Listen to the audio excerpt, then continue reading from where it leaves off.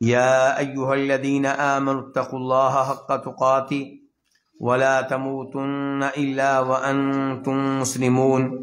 يا أيها الناس اتقوا ربكم الذي خلقكم من نفس واحدة وخلق منها زوجها وبث منهما رجالا كثيرا ونساء واتقوا الله الذي تساءلون به والأرحام إن الله كان عليكم رقيبا. يا أيها الذين آمنوا اتقوا الله وقولوا قولا سديدا يصلح لكم أعمالكم ويغفر لكم ذنوبكم ومن يطع الله ورسوله فقد فاز فوزا عظيما. أما بعد فإن خير الحديث كتاب الله وخير الهدي هدي محمد صلى الله عليه وسلم وشر الأمور محدثاتها وكل محدثة بدعة وكل بدعة ضلالة وكل ضلالة في النار. ہر قسم کی حمد و ثنا اللہ رب العزت کے لیے جو ہم سب کا خالق، مالک اور رازق ہے.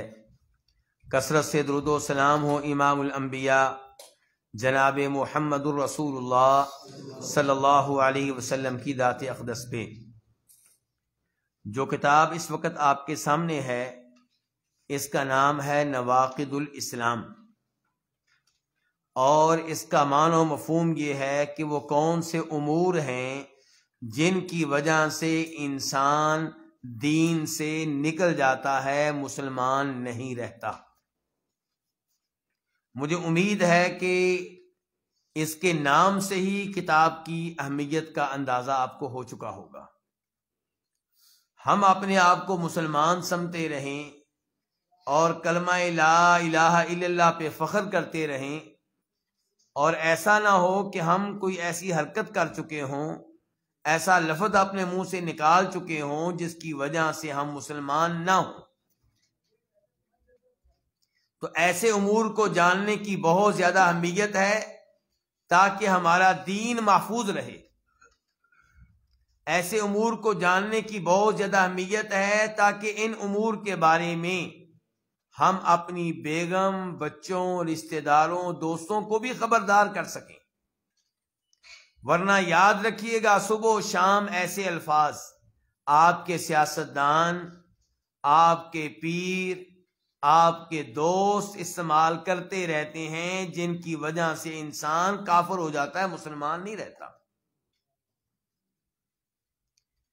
اس لیے ایسے امور کا علم ہونا نہایت ضروری ہے. صرف کلمہ پڑھ لینا کافی نہیں ہے، کلمے کی حفاظت بھی ضروری ہے. تو ایک تو اس کا اندازہ ہو گیا کتاب کے نام سے. دوسرے نمبر پہ ذرا دیکھیے گا کتاب کے مؤلف کون ہیں. محمد بن عبد الوہاب، مشہور بدنام زمانہ،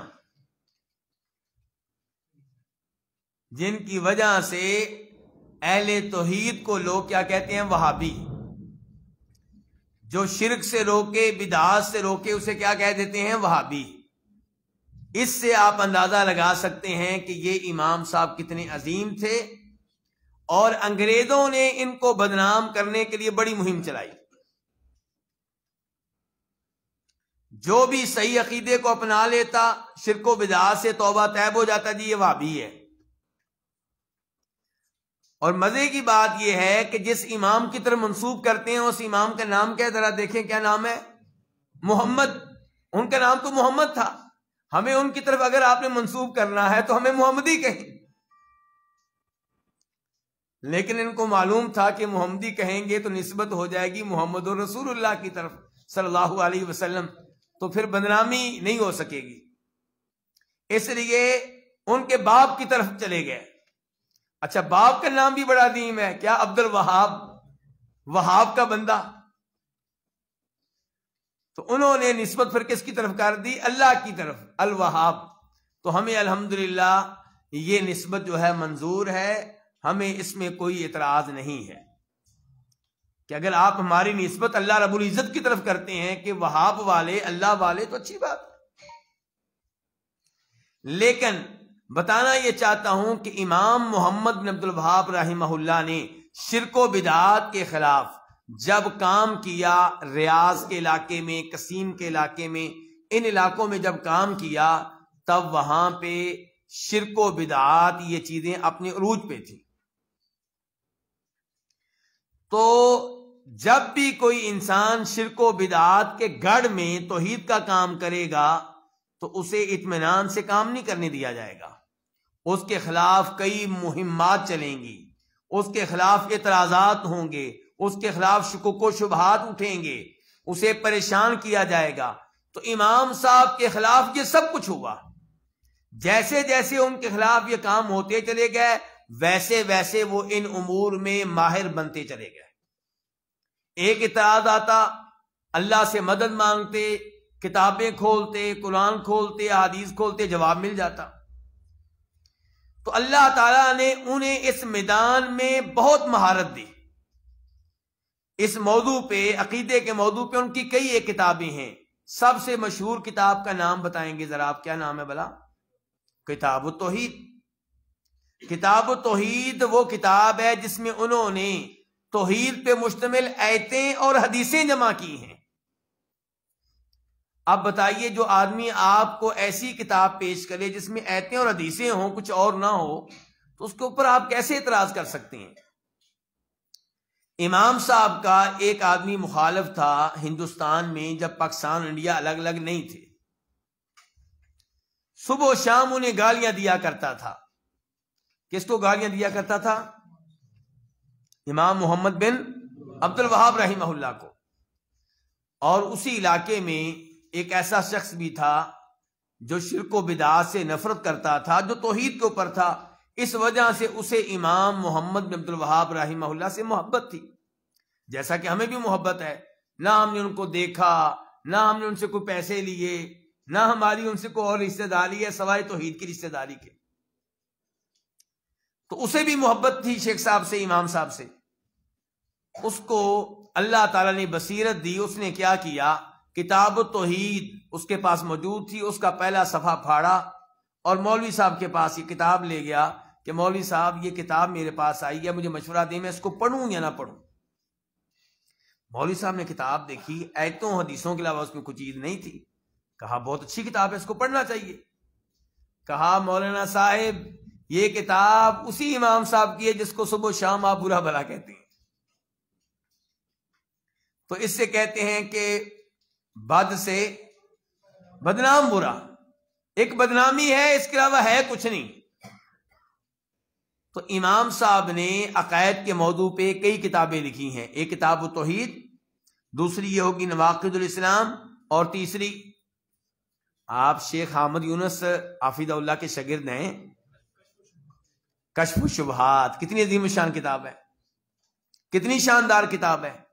جس نے کشف الشبہات نہیں پڑھی ہوگی وہ سکول میں اپنے آفس میں، کالج میں ساتھیوں سے گفتگو کرے توحید کے موضوع پہ، شرک و بدعات کے موضوع پہ، انہوں نے ایک شبہ وارد کرنا ہے اور اس کی توحید ادھر ہی ختم ہو جائے گی۔ لیکن جس کے پاس کشف الشبہات ہوگی، اس کتاب کا علم ہوگا، اس کو پڑھا ہوگا، وہ ان کے شبہات کا فوراً جواب دے گا۔ اور ایسے ہی کتاب ہے ان کے القواعد الاربع، وہ بھی میرے خیال میں یہاں آپ کو پڑھائی جا چکی ہے۔ ان کی کتاب الاصول الثلاثہ، وہ بھی ایسی شاندار، چھوٹی چھوٹی کتابیں ہیں لیکن بڑی شاندار۔ تو آج کا موضوع اہم ہے، اس کے نام سے بھی معلوم ہو رہا ہے، مؤلف اور رائٹر کے ذریعے بھی معلوم ہو رہا ہے۔ تیسرے نمبر پہ یہ کتاب ان کتابوں میں سے ایک ہے جو مسجد نبوی میں بچوں کو زبانی یاد کروائی جاتی ہیں۔ کہاں زبانی یاد کروائی جاتی ہیں؟ مسجد نبوی میں۔ چھوٹے چھوٹے بچے، اس عمر کے بچے یاد کر رہے ہوتے ہیں۔ نواقض الاسلام کو بھی زبانی یاد کرتے ہیں، القواعد الاربع کو بھی زبانی یاد کرتے ہیں، کتاب التوحید کو بھی زبانی یاد کر رہے ہیں۔ ایسے بچے توحید و سنت کی معلومات میں کتنے پختہ ہوں گے؟ اس لیے ہم کہتے ہیں کہ سعودیوں کے اوپر آپ جتنے بھی اعتراض کر لیں، ان کی غلطیاں جتنی بھی نکال لیں، لیکن ایک بات ماننا پڑے گی کہ عقیدہ ان کا صاف ستھرا ہے۔ توحید کے امتحان میں وہ ہم سے آگے ہیں، توحید اور عقائد میں وہ ہمارے استاد ہیں، ہمارے امام ہیں، تو ہمیں ان سے محبت اس لیے نہیں ہے کہ ہمیں کوئی وہ تحفے بھیجتے ہیں، نہ کوئی اس لیے محبت ہے کہ ہمیں کوئی ریال بھیجتے ہیں، نہ کوئی اس لیے محبت ہے کہ ہمیں کوئی پٹرول بھیجتے ہیں، پٹرول دیتے ہیں تو پورا ملک استعمال کرتا ہے، اکیلے ہم استعمال نہیں کرتے۔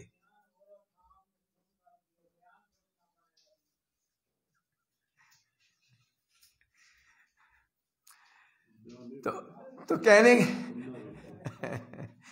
کہنے کا مطلب یہ ہے کہ یہ کتاب مسجد نبوی میں زبانی یاد کروائی جاتی ہے، تو آپ کتنے خوش نصیب ہیں کہ اللہ تعالیٰ نے آپ کو ان بچوں کا اس عمل میں ساتھی اور شریک بنا دیا ہے جو مسجد نبوی میں اس کتاب کو یاد کر رہے ہوتے ہیں اور سمجھ رہے ہوتے ہیں۔ اور چوتھے نمبر پہ پھر اس کی اہمیت یہ ہے کہ آئندہ ہم بہت احتیاط کریں گے ان امور کے معاملے میں جن کی وجہ سے ہم ایمان کی دولت اور نعمت سے محروم ہو سکتے ہیں۔ تو آئیے، میں آپ کا وقت زیادہ نہیں لینا چاہوں گا، اس کتاب کا آغاز کرتے ہیں۔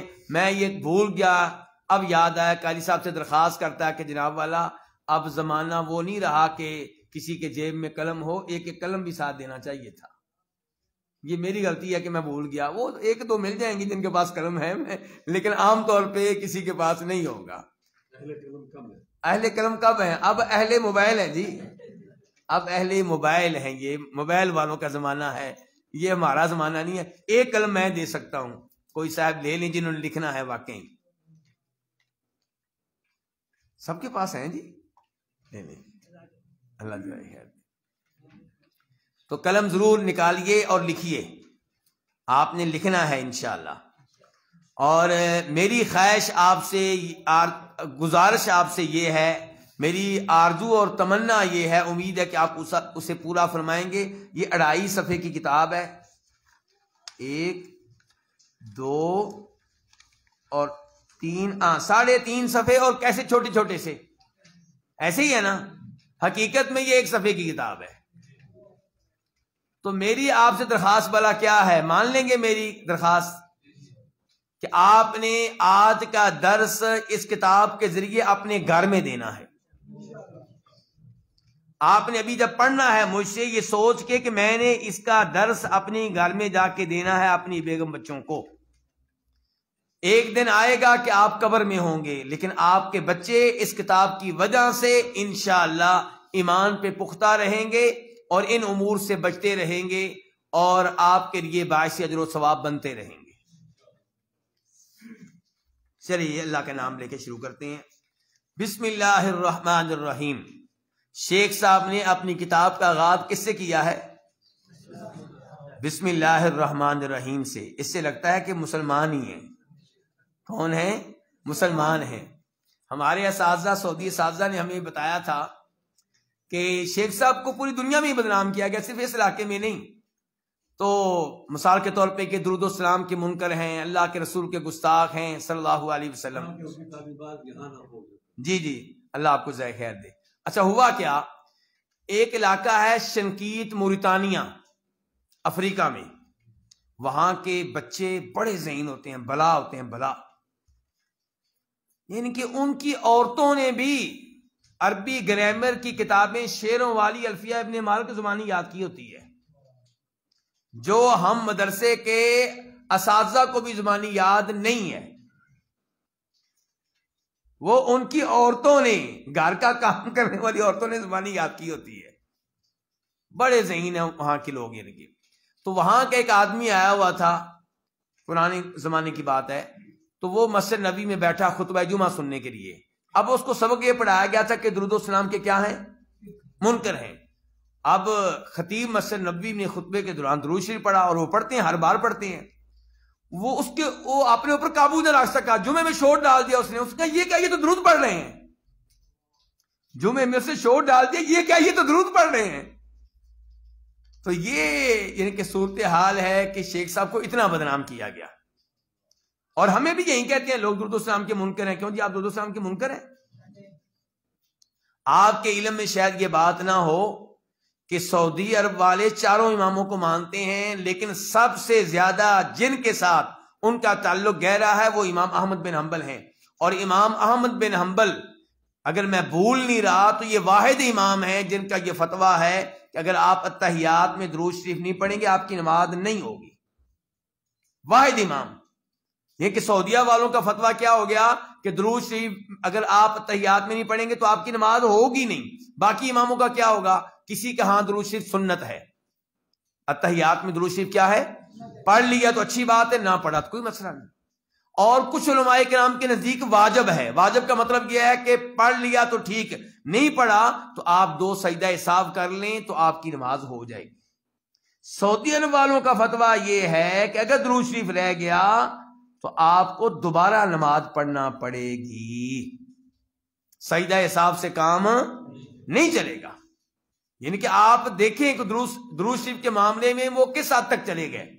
ایسے ہی میرے خیال میں جس پابندی سے سعودی عرب کے لوگ عمل کرتے ہیں اس بات پہ کہ مسجد کسی بھی مسجد میں داخل ہوتے وقت درود شریف پڑھنا ہے، سلام پڑھنا ہے اللہ کے رسول پہ، اور نکلتے ہوئے بھی اتنی سختی سے عمل باقی دنیا کے لوگ نہیں کرتے.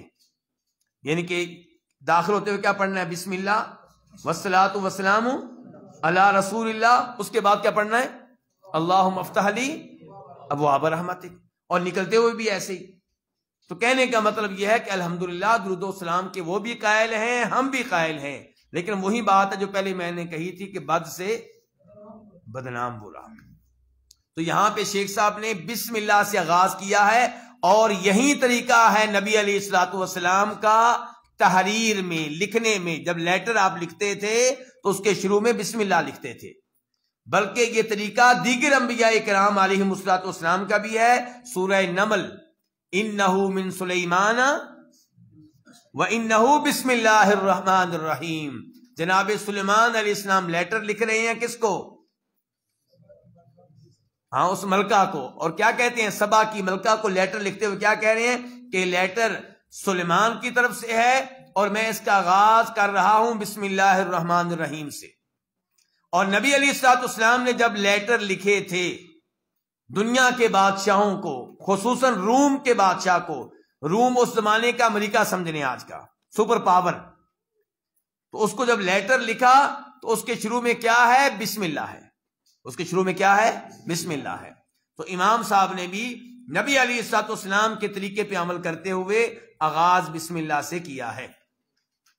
کہتے ہیں اے علم، یہ بات جان لیں، ان نواقض الاسلامی 10 نواقض، اسلام سے خارج کر دینے والے امور. نواقض کا معنی آپ کیا کر لیں؟ خارج کر دینے والے، آپ کے اسلام کو ختم کر دینے والے، آپ کے اسلام کو فاسد کر دینے والے. تو آسان لفظ آپ یہ بول لیں کہ خارج کر دینے والے. تو اسلام سے خارج کر دینے والے امور 10 نواقض، 10 امور ہیں. کتنے ہیں؟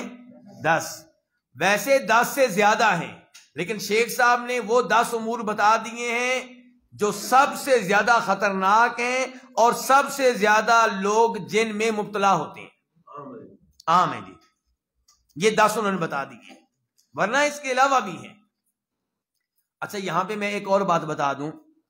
جن دنوں پاکستان میں بم دھماکے ہو رہے تھے، ہماری فوج پہ، پولیس پہ، سرکاری آفیسرز پہ حملے ہو رہے تھے، ان دنوں ہمارا زور اس بات پہ تھا کہ لوگوں کو بتایا جائے کہ فوج کو کافر قرار دینا غلط ہے، پولیس والوں کو کافر قرار دینا غلط ہے، اور یہ تکفیر فتنہ ہے.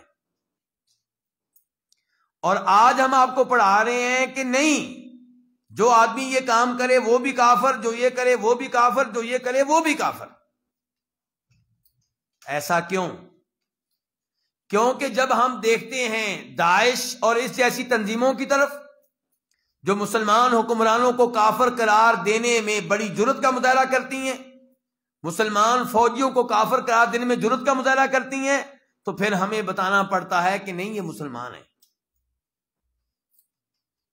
کیونکہ یہ جو ابھی آپ کو سبق پڑھایا جائے گا اس کے آخر میں بھی مجھے بتانا پڑے گا کہ یہ جو شیخ صاحب نے کہا کہ جو یہ کام کرے وہ بھی کافر، جو یہ کام کرے وہ بھی کافر، یہ عمومی طور پہ ہے، نام لیے بغیر ہے، تحدید کیے بغیر ہے، یعنی کہ ہم کہیں گے کہ جو جادو کرے وہ کافر، لیکن اگر آپ میرے پاس آئیں اور مجھ سے کہیں ہمارے محلے کا ایک آدمی ہے اس کا نام ہے امین، تو وہ جادو کرتا ہے، کیا یہ امین کافر ہے؟ تو میں نام لے کے امین کو کافر نہیں کہوں گا، میں کہوں گا جی میرا بس فتویٰ یہ ہے کہ جو بھی جادو کرے وہ کافر ہے۔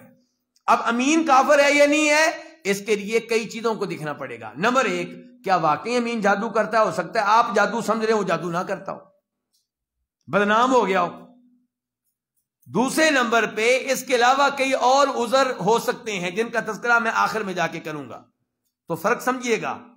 جب ہم دیکھتے ہیں داعش وغیرہ کی طرف تو ہمیں بتانا پڑتا ہے کہ لوگوں کو کافر قرار نہ دو، یعنی کہ نام لے کے تحدید کر کے کہ یہ کافر وہ کافر، یہ کام نہ کرو۔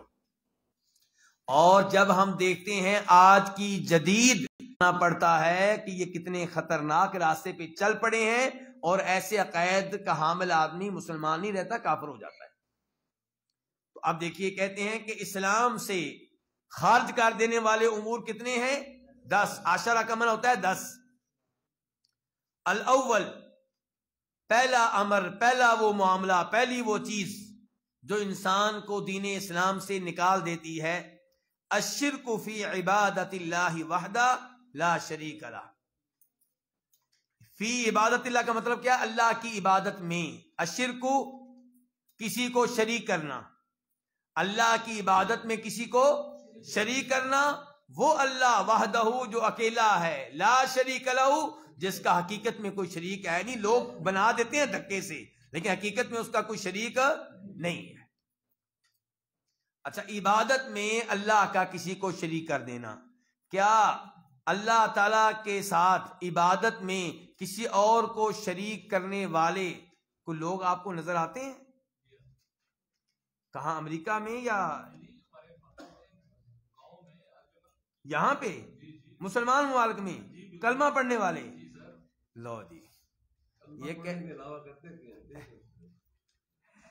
تو کہہ رہے ہیں کہ جناب والا کلمہ پڑھنے والوں میں ایسے لوگ موجود ہیں جو کلمہ پڑھنے کے باوجود اللہ تعالیٰ کی عبادت میں اوروں کو شریک کر دیتے ہیں۔ جی پیچھے سے ہم یہی ہیں۔ تو یہ دیکھیں، اس کی مثال میں آپ کو دے دیتا ہوں۔ حاجی صاحب نے جو کچھ بتایا ہے اس کو آسان بنانے کے لیے، آپ کسی مزار دربار پہ چلے جائیں، وہاں پہ آپ کو بہت سے کلمہ پڑھنے والے ملیں گے جو صاحب قبر سے، قبر والے بزرگ سے بیٹا مانگ رہے ہوں گے، شفا مانگ رہے ہوں گے۔ ہلو جی، کین ککڑ تے دے پتر، یعنی کہ مرغا لے لو بیٹا دے دو۔ لیکن ویسے سودا سستا ہے، اگر عقیدے کا مسئلہ نہ ہونا تو مرغا دے کے بیٹا مل جائے تو کام تو آسان ہے ویسے۔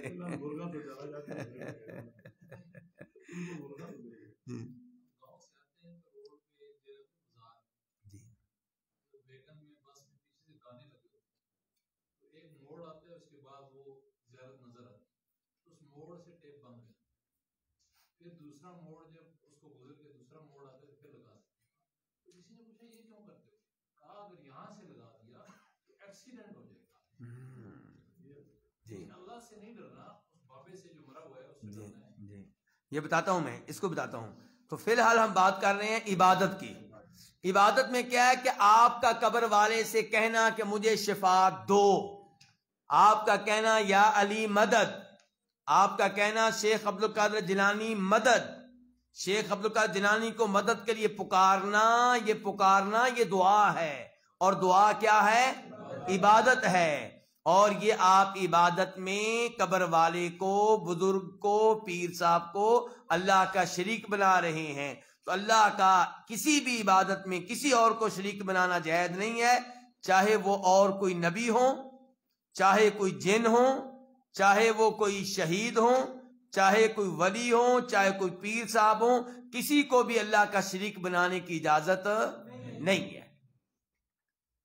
سجدہ عبادت ہے، تو سجدے میں اللہ کا کسی اور کو شریک بنانے کی اجازت نہیں ہے۔ جانور ذبح کرنا یہ عبادت ہے، تو جب آپ 99 بکرے ذبح کرتے ہیں اللہ کے نام پہ، اور صرف ایک بکرا ذبح کرتے ہیں شیخ عبد القادر جیلانی رحمہ اللہ کے نام پہ، تو آپ نے شیخ کو ذبح کرنے کی عبادت میں اللہ کا شریک بنا دیا، تو آپ شرک میں مبتلا ہو گئے، دین اسلام سے نکل گئے۔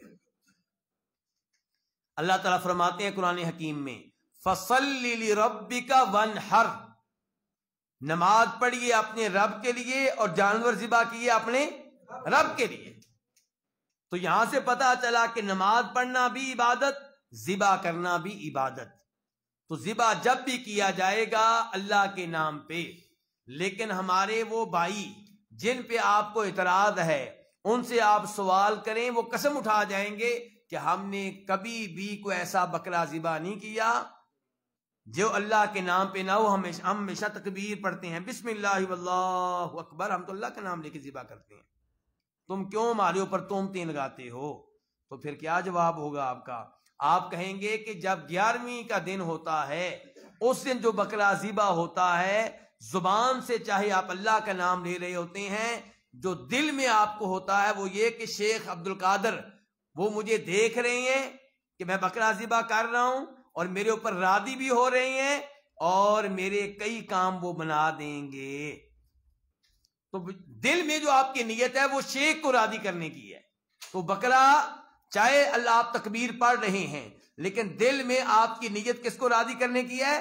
شیخ عبد القادر جیلانی رحمہ اللہ کو راضی کرنے کی ہے، تو یہ بکرا ان کے نام پہ ذبح ہوا ہے۔ تو ذبح کرنے کی عبادت ہو، دعا کی عبادت ہو، کوئی بھی عبادت اللہ کے علاوہ کسی اور کے نام کی نہیں کر سکتے۔ اچھا، اب آپ لوگ تو بیٹھے ہوئے ہیں اہل توحید، آپ کے گھر میں تو یہ کام نہیں ہوتا ہوگا، ابھی پتہ چلے گا، ابھی پتہ چلے گا۔ جب اولاد نہیں ہوتی، اولاد ہو جاتی ہے لیٹ۔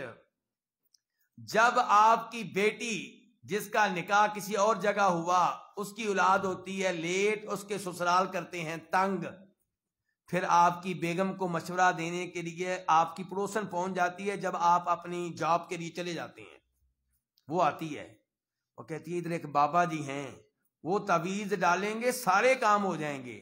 آپ کی وائف کہتی نہیں، میرے خاوند کو پتہ چل گیا نا تو مجھے گھر سے نکال دے گا۔ وہ کہتی پریشان نہیں ہونا، ہم ان کو پتہ ہی نہیں چلنے دیں گے، انہوں نے 2 بجے آنا ہے، ہمارا 1 گھنٹے میں ہم واپس پہنچ جائیں گے۔ تو آپ قسمیں دے رہے ہیں کہ میرے گھر میں ایسا نہیں ہوتا، لیکن کئی گھروں میں ایسا ہو رہا ہے۔ جب آپ کی بیٹی یا بیٹا ان پہ جادو ہو جائے، ان میں جن داخل ہو جائیں، پھر اہل حدیث کا بھی ایمان کیا ہوتا ہے؟ سنیں ذرا دھیان سے کامران بھائی، پھر اہل حدیث کا بھی ایمان یہ ہوتا ہے کہ شفا ملنی چاہیے جہاں سے بھی ملے، چاہے کوئی مجھے عیسائی عامل بتا دیں، چاہے ہندو عامل کے پاس لے جائیں، چاہے سکھ کے پاس لے جائیں، چاہے مجھ سے کالا بکرا ذبح کروا لیں، میں تیار ہوں، اس کی سیدھی قبرستان میں پھینک دوں گا، جس قبر پہ کہتے ہو کر دوں گا، بس کسی طریقے سے میری بیٹی کو شفا مل جائے۔ اور جو توحید والا ہوتا ہے وہ کیا کہتا ہے پتہ ہے؟ ایک آدمی نے لوگوں کو یہ بتانے کے لیے کہ محرم کے مہینے کے بارے میں عقیدہ رکھنا کہ اس مہینے میں شادیاں نہیں کر سکتے، یہ عقیدہ غلط ہے، اس نے اپنے کسی بیٹے کا رشتہ طے کر دیا محرم کے مہینے میں۔ اچھا، اب اللہ رب العزت امتحان تو لیتا ہے بندے کا، کر دیا تو اس کے اوپر آزمائش آ گئی محرم کے مہینے میں۔ اب ظاہر ہے لوگ پھر تانے دیتے ہیں، لوگ جینا آرام کر دیتے ہیں کہ دیکھا پکڑا گیا نا، اس نے پھر اگلے بیٹی کا رشتہ پھر محرم میں رکھا، پھر اس کے اوپر آزمائش آئی۔ 4 بیٹوں کے ساتھ اس نے ایسے ہی کیا، آزمائشیں آتی رہیں لیکن ڈاما ڈول نہیں ہوا۔ ایمان اتنا پختہ ہونا چاہیے، اللہ پہ یقین اتنا پختہ ہونا چاہیے۔ یہ کیا ہوا جناب والا کہ شفا ملنی چاہیے، چاہے میرا ایمان لٹ جائے، چاہے میں کفر کروں، چاہے میں شرک کروں، چاہے میں شیطانوں کے نام پہ کالے بکرے ذبح کروں، یہ کیا ہے؟ ہمارے لیے نمونہ صحابہ کرام ہیں جنہوں نے کہا تھا ایمان ہمارا محفوظ رہنا چاہیے، چاہے ہمیں اپنا پیارا وطن مکہ چھوڑنا پڑے، چاہے اپنی جائیداد چھوڑنی پڑے، چاہے درم و دینار کے سکے، اس زمانے کے ڈالر پاؤنڈ کو چھوڑنا پڑے، چاہے اپنی اولاد اور بیوی سے معلوم ہونا پڑے، بس ایمان محفوظ رہنا چاہیے۔ ہاں جی، وہ تو ایسے ہی کہتے ہیں جی، ایسے ہی کہتے ہیں، ایسے کہتے ہیں۔ تو اس لیے میرے بھائیوں، اپنے اپنے گھر کی فکر کریں، اور سب سے زیادہ جس عبادت میں شرک ہوتا ہے وہ دعا کی عبادت ہے، اور دعا کر کے قبر والے کو پکار کے دعائیں کر کر کے کہتے ہیں ہم نے تو کچھ نہیں کیا جی، ہم تو اللہ کو رب مانتے ہیں، اللہ کو معبود مانتے ہیں، ہمارا کلمہ سن لو، لا الہ الا اللہ پڑھتے ہیں، تم کیوں ہمیں مشرک کہتے ہو؟ بھائی آپ نے قبر والے کو جب پکارا تو یہ دعا تھی، یہ عبادت تھی، اور یہ اللہ کے نبی نے کہا ہے صلی اللہ علیہ وسلم کہ دعا عبادت ہے، الدعاء هو العبادہ، دعا عبادت ہے، اللہ کے نبی کے الفاظ ہیں صلی اللہ علیہ وسلم، اور قرآن بھی یہی کہتا ہے کہ دعا عبادت ہے۔ وَأَنَّ الْمَسَاجِدَ لِلَّهِ فَلَا تَدْعُوا مَعَ اللَّهِ أَحَدًا، یہ مسجدیں اللہ تعالیٰ کی ہیں، اللہ کو پکاریں اور دعا کی عبادت میں اللہ کے ساتھ احدن، کسی کو بھی شریک نہ کریں، چاہے کوئی فرشتہ ہو، چاہے کوئی نبی ہو، چاہے کوئی جن ہو، چاہے کوئی شیطان ہو۔ اچھا، یہ تو تھا شیخ صاحب نے بتا دیا عبادت میں شریک کرنا، تو جیسے اللہ تعالیٰ کے ساتھ عبادت میں کسی کو شریک کرنا جائز نہیں ہے، ایسے ہی اللہ تعالیٰ کے ساتھ ربوبیت میں بھی کسی کو شریک کرنا جائز نہیں ہے۔ عبادت کس کا عمل ہوتا ہے؟ میرا، بندے کا، اور ربوبیت کس کا عمل ہے؟ رب کا۔ یعنی کہ میں اپنی عبادت میں اللہ کے ساتھ کسی اور کو شریک نہ کروں، اور دوسرے نمبر پہ جو اللہ کے ساتھ خاص اعمال ہیں، اللہ کے خاص افعال ہیں، ان میں بھی کسی اور کو شریک نہ کروں۔ پیدا کرنے والا کون؟ اللہ۔ اب یہ اللہ کا عمل ہے، اس عمل میں میں کسی اور کو شریک نہ کروں، یہ ہے توحید ربوبیت۔ میں مانوں کہ پیدا کرنے والا صرف اللہ، موت دینے والا صرف اللہ، رزق دینے والا صرف اللہ، تمام سسٹم کو چلانے والا صرف اللہ۔ جب آپ کہتے ہیں کہ شیخ عبد القادر جیلانی رحمہ اللہ غوث اعظم ہیں، جب آپ کہتے ہیں فلاں بابا جی کو اللہ نے اختیارات سونپ دیے ہیں، بارش کا سسٹم فلاں بابا جی نے سنبھال لیا ہے، رزق دینے کا سسٹم فلاں بابا جی نے سنبھال لیا ہے، بیٹے دینے کا سسٹم فلاں بابا جی نے سنبھال لیا ہے، تو آپ ان بابوں کو اللہ کا شریک بنا رہے ہیں ربوبیت میں۔ جبکہ مشرکین مکہ اس معاملے میں آج کے لوگوں سے بہتر تھے۔ سورہ یونس 11واں سپارہ، اللہ تعالیٰ کہتے ہیں ان سے پوچھئے تمہارا رازق کون، تمہیں موت و حیات دینے والا کون، تمہارے سسٹم کو چلانے والا کون؟ اللہ نے کہا ہے کہ یہ سارے فوراً مانیں گے کہ ایک اللہ ہے، یعنی کہ رب اللہ کو مانتے ہیں، لیکن جب عبادت کی باری آتی ہے تو اللہ کے ساتھ اوروں کو بھی شریک کر لیتے ہیں۔ لیکن افسوس، آج کا مشرک کلمہ پڑھنے کے باوجود اللہ تعالیٰ کے ساتھ اوروں کو شریک کر رہا ہے، عبادت میں بھی اور ربوبیت میں بھی۔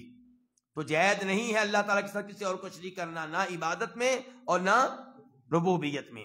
اچھا، اب دلیل کیا ہے؟ شیخ صاحب کہتے ہیں قال تعالی، اللہ تعالیٰ نے فرمایا ان اللہ لا یغفر ان یشرک بہ ویغفر ما دون ذلک لمن یشاء، آیت نمبر 116 سورہ نساء۔ یہ نوٹ کریں کیونکہ آپ نے گھر جا کے تفسیریں کھول کے اس آیت کا مطالعہ کرنا ہے، پھر آپ نے گھر میں درس دینا ہے اس کا، انشاءاللہ اپنے گھر میں آپ نے درس دینا ہے انشاءاللہ۔ لائیو آ رہے ہیں جی جی جی جی، چلیں سورہ نساء آیت نمبر 116 116۔ اب کیا ترجمہ ہے جی؟ ان اللہ، بے شک اللہ تعالی۔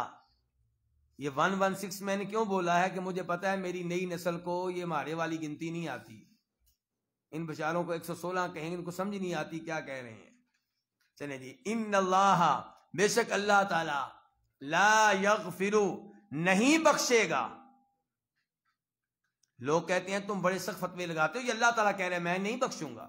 ان اللہ لا یغفر، اللہ نہیں بخشے گا۔ یا اللہ کیا تو نہیں بخشے گا؟ فرمایا ان یشرک بہ، کہ اس کے ساتھ کسی اور کو شریک کیا جائے، یعنی کہ اگر کوئی شرک کے اوپر فوت ہو گیا، فوت ہونے سے پہلے توبہ، شرک کے اوپر موت آئی تو اس کے لیے کوئی معافی نہیں ہے۔ وَيَغْفِرُ مَا دُونَ ذَلِكَ لِمَن يَشَاءُ، اور وہ بخش دے گا، ما دون ذالک، جو اس کے علاوہ گناہ ہیں۔ کس کے علاوہ؟ شرک کے علاوہ. ذالک کا مطلب ہے اس کے علاوہ، ان کے شرک کے علاوہ. جو شرک کے علاوہ گناہ ہیں وہ بخش دے گا لمن یشاء، جس کے چاہے گا. لو جی، اللہ نے 2 اعلان کر دیے. نمبر 1 یہ اعلان کر دیا کہ جو شرک کے اوپر فوت ہوگا، فوت ہونے سے پہلے شرک سے توبہ نہ کی، میں اسے نہیں معاف کروں گا. دوسرا کہا کہ جو دیگر گناہ ہیں، قتل کرنا، سود لینا، بدکاری کرنا، پاک دامن مومن عورتوں پہ تہمتیں لگانا، یتیم کا مال کھا لینا، اس قسم کے گناہ اللہ تعالیٰ کہہ رہے ہیں اگر میں چاہوں گا تو معاف کر دوں گا، چاہوں گا تو اس کی سزا دوں گا، لیکن شرک کے بارے میں پکا اعلان ہے کہ میں معاف نہیں کروں گا.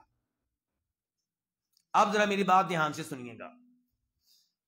ہم سعودی لوگوں سے محبت رکھتے ہیں، کیوں؟ کیونکہ شرک نہیں کرتے. آپ کہتے ہیں جی سینما کھل گیا سعودیہ میں، آپ کہتے ہیں جی وہاں پہ اس دفعہ یہ جشن منایا گیا، آپ کہتے ہیں جناب والا وہاں پہ یہ ہو گیا. ہم کہتے ہیں سب کچھ ہم آپ کا مان لیتے ہیں، حالانکہ کئی معاملات میں پروپیگنڈا بھی ہوتا ہے. کچھ وہ غلطی کرتے ہیں اور کچھ 10 غلطیاں ہم ان کے ذمہ لگا دیتے ہیں. BBC نے ٹھیکہ اٹھایا ہوا ہے اس چیز کا. اچھا، لیکن مان لیا کہ وہ سب غلطیاں کرتے ہیں، لیکن ہمیں پتا ہے کہ وہ جرم نہیں کرتے جو جرم اللہ کے نزدیک ناقابل معافی ہے. اور وہ کیا ہے؟ شرک. یہ کام وہ نہیں کرتے. پورے سعودیہ میں کوئی ایسی قبر نہیں ملے گی جس کو مزار اور دربار کی شکل دی گئی ہو، جس پہ چادریں چڑھائی جاتی ہوں اور جس کے ساتھ دھاگے لٹکائے جاتے ہوں، جس سے نفع و نقصان کی امید رکھی جاتی ہو. ایسا کام پورے سعودیہ میں الحمدللہ نہیں ہو رہا. اور توحید کے معاملے میں میں پھر کہوں گا وہ ہمارے استاد ہیں، وہ ہمارے امام ہیں. بگاڑ ان میں بھی پیدا ہوا تھا، لیکن شیخ محمد بن عبد الوہاب رحمہ اللہ اور ان کی اولاد اور ان کے شاگردوں نے سسٹم کو سنبھالا، توحید کے سسٹم کو، شرک و بدعات کے خلاف کام کیا. آج الحمدللہ وہ سرزمین کم از کم ظاہری طور پہ وہاں پہ شرک نہیں ہوتا. کوئی گھر کے اندر کوئی پاکستانی بیٹھا کر رہا ہو، کوئی انڈین بیٹھا کر رہا ہو، کوئی مصری بیٹھا اپنے گھر کے اندر کچھ کر رہا ہو، تو اللہ بہتر جانتا ہے. آج جی ان کا بطور حکمران ہے، لیکن علم دینے کے لحاظ سے، دلائل دینے کے لحاظ سے یہ کام کیا ہے امام محمد بن عبد الوہاب رحمہ اللہ نے اور ان کے بیٹوں نے اور ان کے شاگردوں نے. اچھا جی آگے دیکھیں. وقالا، اور اللہ تعالیٰ نے یہ بھی کہا، دوسری دلیل یعنی کہ اب یہ دلیل سورہ مائدہ ہے، آیت نمبر 72 72 المائدہ. کیا کہہ رہے ہیں اللہ تعالیٰ؟ دیکھیے کہ انہو من یشرک باللہ، بے شک بات یہ ہے کہ جو، من کا معنی کیا ہے؟ جو، یشرک شریک کرے، باللہ اللہ تعالیٰ کے ساتھ. کس کو شریک کرے؟ یہ اللہ نے نام نہیں دیا، مطلب ہے کہ کسی کو بھی کرے، چاہے کسی نبی کو کرے. اچھا، اللہ رب العزت نبیوں کی شراکت بھی پسند نہیں کرتے. اور یہ بات کوئی عجیب نہیں ہے، میں اور آپ اپنی بیوی میں شراکت پسند نہیں کرتے، ابا جی کی بھی. کیوں جی؟ یا ابا جی ہماری بیوی کو چھیڑ لیں تو خیر ہے جی. اور اگر ہمارا کوئی سگا بھائی چھیڑ لے، برداشت کر لیں گے جی؟ چلیں جوان ہمارا بیٹا ہماری دوسری بیوی کے ساتھ وہ تعلقات قائم کر لے، برداشت کر لیں گے؟ نہیں. تو اللہ رب العزت ہم ان کو برداشت نہیں کر سکتے، حالانکہ میں بھی مخلوق، وہ بھی مخلوق. اللہ تو خالق، اور نبی جتنے بھی اللہ کے پیارے ہیں یقیناً پیارے ہیں. نبیوں کی شان تمام انسانوں سے زیادہ بلند و بالا ہے، اور نبیوں میں سے آخری نبی جناب محمد رسول اللہ صلی اللہ علیہ وسلم سب سے زیادہ بلند و بالا شان کے حامل ہیں. لیکن اللہ کو شراکت کسی کی بھی پسند نہیں ہے، اس لیے فرمایا انہو من یشرک باللہ، جو اللہ تعالیٰ کے ساتھ کسی کو بھی شریک کرے، فقط تو تحقیق حرم اللہ، اللہ نے حرام کر دی ہے، علیہ اس پہ الجنت، جنت، ومأواہ النار، اور اس کا ٹھکانہ کیا ہوگا؟ جہنم. وما، اور نہیں ہوں گے، للظالمین، ظالموں کے لیے، من انصار، کسی قسم کے مددگار، کوئی مدد کرنے والا نہیں ملے گا ظالموں کو۔ یہاں ظالم سے مراد کون سے ظالم ہے؟ شرک کرنے والے، کیونکہ تذکرہ پیچھے شرک کا ہو رہا ہے۔ تو جو اللہ کے ساتھ شرک کرے گا اس کو مدد کے لیے روز قیامت نہ کوئی فرشتہ ملے گا، نہ کوئی نبی ملے گا۔ یہ شفاعت کی امیدیں چھوڑ دو۔ اگر آپ شرک کرتے ہیں تو پھر بھول جائیں کہ کوئی آپ کی شفاعت کر سکے گا۔ اللہ تعالیٰ کہہ رہے ہیں شرک کرنے والوں کو کوئی مددگار نہیں ملے گا، کوئی حمایتی نہیں ملے گا، کوئی شفاعت کرنے والا نہیں ملے گا۔ اچھا، یہ جو آیت شیخ صاحب نے یہاں ذکر کی ہے، یہ آیت نمبر کون سی ہے؟ 72، 72، اور یہ اس کا آدھا حصہ ہے۔ شروع کا حصہ کیا ہے کہ عیسائی عیسیٰ علیہ السلام کو اللہ کا شریک بناتے ہیں۔ اب عیسیٰ علیہ السلام اللہ کے پیارے ہیں کہ نہیں ہیں؟ تو عیسائی عیسیٰ علیہ السلام کو اللہ کا شریک بناتے ہیں۔ اللہ نے کہا شرک کرنے والا کوئی بھی ہو، شریک جس کو کریں آپ، وہ کوئی بھی ہو، اس پہ جنت حرام، جہنم اس کا ٹھکانہ، اور شفاعت کی امید بالکل نہ رکھیں۔ تو اس سے پتا چلا کہ شرک کا معاملہ کتنا خطرناک ہے۔ اللہ کے لیے بچا لیں اپنے والدین کو شرک سے، اللہ کے لیے بچا لیں اپنی اولاد کو شرک سے، اللہ کے لیے بچا لیں اپنے بہن بھائیوں کو، رشتہ داروں کو شرک سے۔ اور آپ کا بچہ جو یونیورسٹی میں پڑھ رہا ہے، اس کے پاس کوئی علم نہیں ہے توحید کا نہ شرک کا، نہ اس کو پتا ہے شرک کس کو کہتے ہیں، نہ اس کو پتا ہے توحید کے دلائل کیا ہیں۔ بس اس کو یہ پتا ابا جی نے کہا تھا کہ بیٹا قبروں پہ جا کے کام نہیں کرنا۔ لیکن جب وہاں پہ اس کو دوسرے طالب علم ملیں گے، اس کو تقریریں سننے کا موقع ملے گا دوسرے لوگوں کی، تو پھر وہ ابا جی کی بات کو کب تک وہ سنبھال کے رکھے گا؟ ابا جی نے بس اتنا کہا تھا یہ کام نہیں کرنا، دلائل نہیں دیے تھے، گھر میں کتاب و توحید کبھی نہیں پڑھائی، ابا جی نے نواقض الاسلام تو کبھی نہیں پڑھائی، تو پھر یہ آپ کی ابا جی کی باتیں کب تک وہ سنبھال کے رکھے گا؟ وہ آخر کسی دن کہے گا بھئی ساری دنیا غلط کیسے ہو سکتی ہے، ایک ابا جی میرے ٹھیک ہیں، اکثریت میری کلاس کے سارے بچے کام کرتے ہیں، سب نعرہ لگاتے ہیں یا علی مدد کا، وہ سارے کیسے غلط ہو گئے؟ غلط ہو سکتا ہے میرے ابا جی ہوں۔ تو اس لیے اللہ کے لیے اپنے بچوں کو باقاعدہ توحید پڑھائیں اور ان کو بتائیں شرک کیسے خطرناک ہے۔ کہتے ہیں اب مثال لے لیں، شیخ صاحب نے خود مثالیں دے دیں، دیکھیں جی، کہتے ہیں وَمِنْهُ الذَّبْحُ لِغَيْرِ اللَّهِ، اور اس میں سے ہے، کس میں سے؟ شرک میں سے، اللہ آپ کا بھلا کرے، اور اس میں سے ہے شرک میں سے کیا؟ الذَّبْحُ لِغَيْرِ اللَّهِ، غیر اللہ کے لیے جانور ذبح کرنا۔ اچھا، اب غیر اللہ کون ہوتے ہیں جی؟ نبی غیر اللہ ہے؟ نبی بھی غیر اللہ ہے؟ جی ہاں، نبی بھی غیر اللہ، جبریل علیہ السلام بھی غیر اللہ۔ تو غیر اللہ کے نام پہ جب بکرا ذبح کریں گے تو شرک ہو جائے گا۔ اچھا، اگر کوئی مہمان کے نام پہ بکرا ذبح کرے تو جی شیخ صاحب ہمارے تو جب ہم ولیمہ کرتے ہیں تو مہمانوں کے لیے بڑے بکرے ذبح کرتے ہیں۔ ہاں جی، ہاں جی،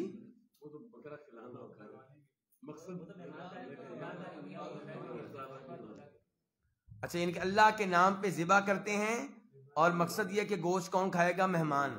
اچھا، جب شیخ عبدالقادر جیلانی رحمہ اللہ کے نام پہ ذبح کریں تو وہ کیسے جرم ہو گیا؟ مہمان کے نام پہ کریں تو جرم نہ ہوا؟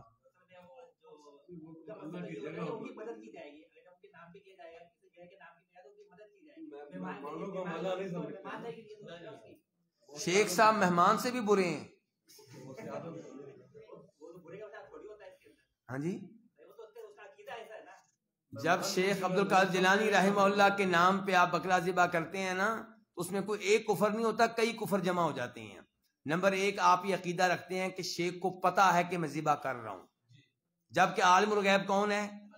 ایک اللہ، ایک اللہ۔ قُلْ لَا يَعْلَمُ مَنْ فِي السَّمَاوَاتِ وَالْأَرْضِ الْغَيْبَ إِلَّا اللَّهُ، اللہ کے سوا کوئی بھی عالم الغیب نہیں ہے۔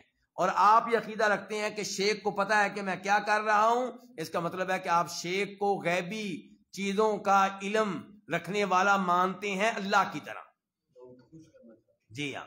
دوسرے نمبر پہ آپ اللہ کی بجائے شیخ عبدالقادر جیلانی جو فوت ہو چکے ہیں ان کو راضی کرنا چاہتے ہیں غیبی قوتوں کا مالک جان کر، جیسے غیبی قوتوں کا مالک کون ہے؟ اللہ رب العزت ہے۔ اور تیسرے نمبر پہ آپ یہ سمجھتے ہیں کہ جب شیخ صاحب کو میں نے راضی کر لیا یہ مجھے مشکلات سے بچائیں گے۔ اللہ تعالیٰ کہتے ہیں کہ یہ مردہ ہے، فوت ہو گیا ہے، نفع نقصان کا مالک نہیں ہے، جو بھی فوت ہو گیا یہ سنتا نہیں ہے، اس کو کسی بات کا علم نہیں ہے، کون اس کو پکار رہا ہے، کون اس کو وعدے دے رہا ہے، اور آپ کہتے ہیں کہ وہ سنتا بھی ہے، وہ دیکھتا بھی ہے، وہ جانتا بھی ہے، وہ راضی بھی ہو رہا ہے، بلکہ مجھے مشکلات سے بھی بچائے گا، مجھے رزق بھی دے گا، مجھے بیٹے بھی دے گا، اسی لیے میں اس کے نام پہ بکرے ذبح کر رہا ہوں۔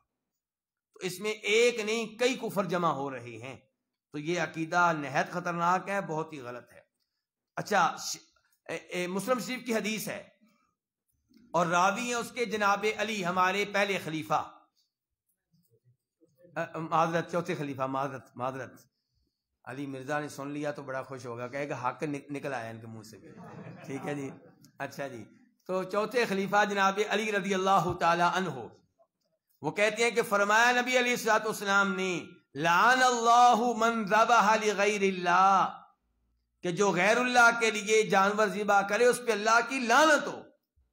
اللہ کے رسول نے حدیث بیان کی صلی اللہ علیہ وسلم، اور سنی کس نے، بیان کس نے کی؟ جناب علی نے، آل بیت نے۔ اور آج لوگ جناب علی کے نام پہ بکرے ذبح کر رہے ہوتے ہیں، تو یہ غلط ہے۔ تو جو ذبح کرے جن کے لیے، اور جن کے لیے ذبح ہوتے ہیں کہ نہیں ہوتے؟ جب آپ کی بیٹی پہ جادو ہو جائے، اللہ نہ کرے کہ وہ دن آئے، جن داخل ہو جائیں، پھر بابوں کے پاس جاتے ہیں، نجومیوں کے پاس، عاملوں کے پاس، وہ کہتے ہیں کالا بکرا ذبح کرنا ہے اور فلاں قبرستان میں پھینکنا ہے، وہ جنوں کے لیے ہوتا ہے۔ وہ کس کے لیے ہوتا ہے؟ کیونکہ جادو جب ہوتا ہے نا تو وہ کن کے ذریعے کرتے ہیں؟ وہ شیطان، وہ جنوں کے ذریعے کرتے ہیں۔ تو اب آپ کہتے ہیں کہ یہ جادو ہٹے، تو اس کے لیے پھر ایک شرک کرنا پڑے گا کہ اب آپ جن کے نام پہ، شیطان کے نام پہ بکرا ذبح کریں۔ پہلے اس نے شرک کروایا ان سے جنہوں نے کہا تھا جادو کریں، پھر ہم اسی عامل کے پاس گئے یا کسی اور عامل کے پاس، اب اس کا بھی یہی مطالبہ ہے کہ جس شیطان کو راضی کر کے جادو کیا گیا تھا اسی شیطان کو راضی کر کے ایک اور بکرا ذبح کریں گے، شرک کریں گے، تو پھر جا کے وہ مدد کرے گا۔ آپ دیکھتے نہیں کہ جناب فلاں نالے سے قرآن کریم برآمد ہوا ہے، فلاں آدمی کے واش روم میں قرآن کریم پھینکا گیا ہے۔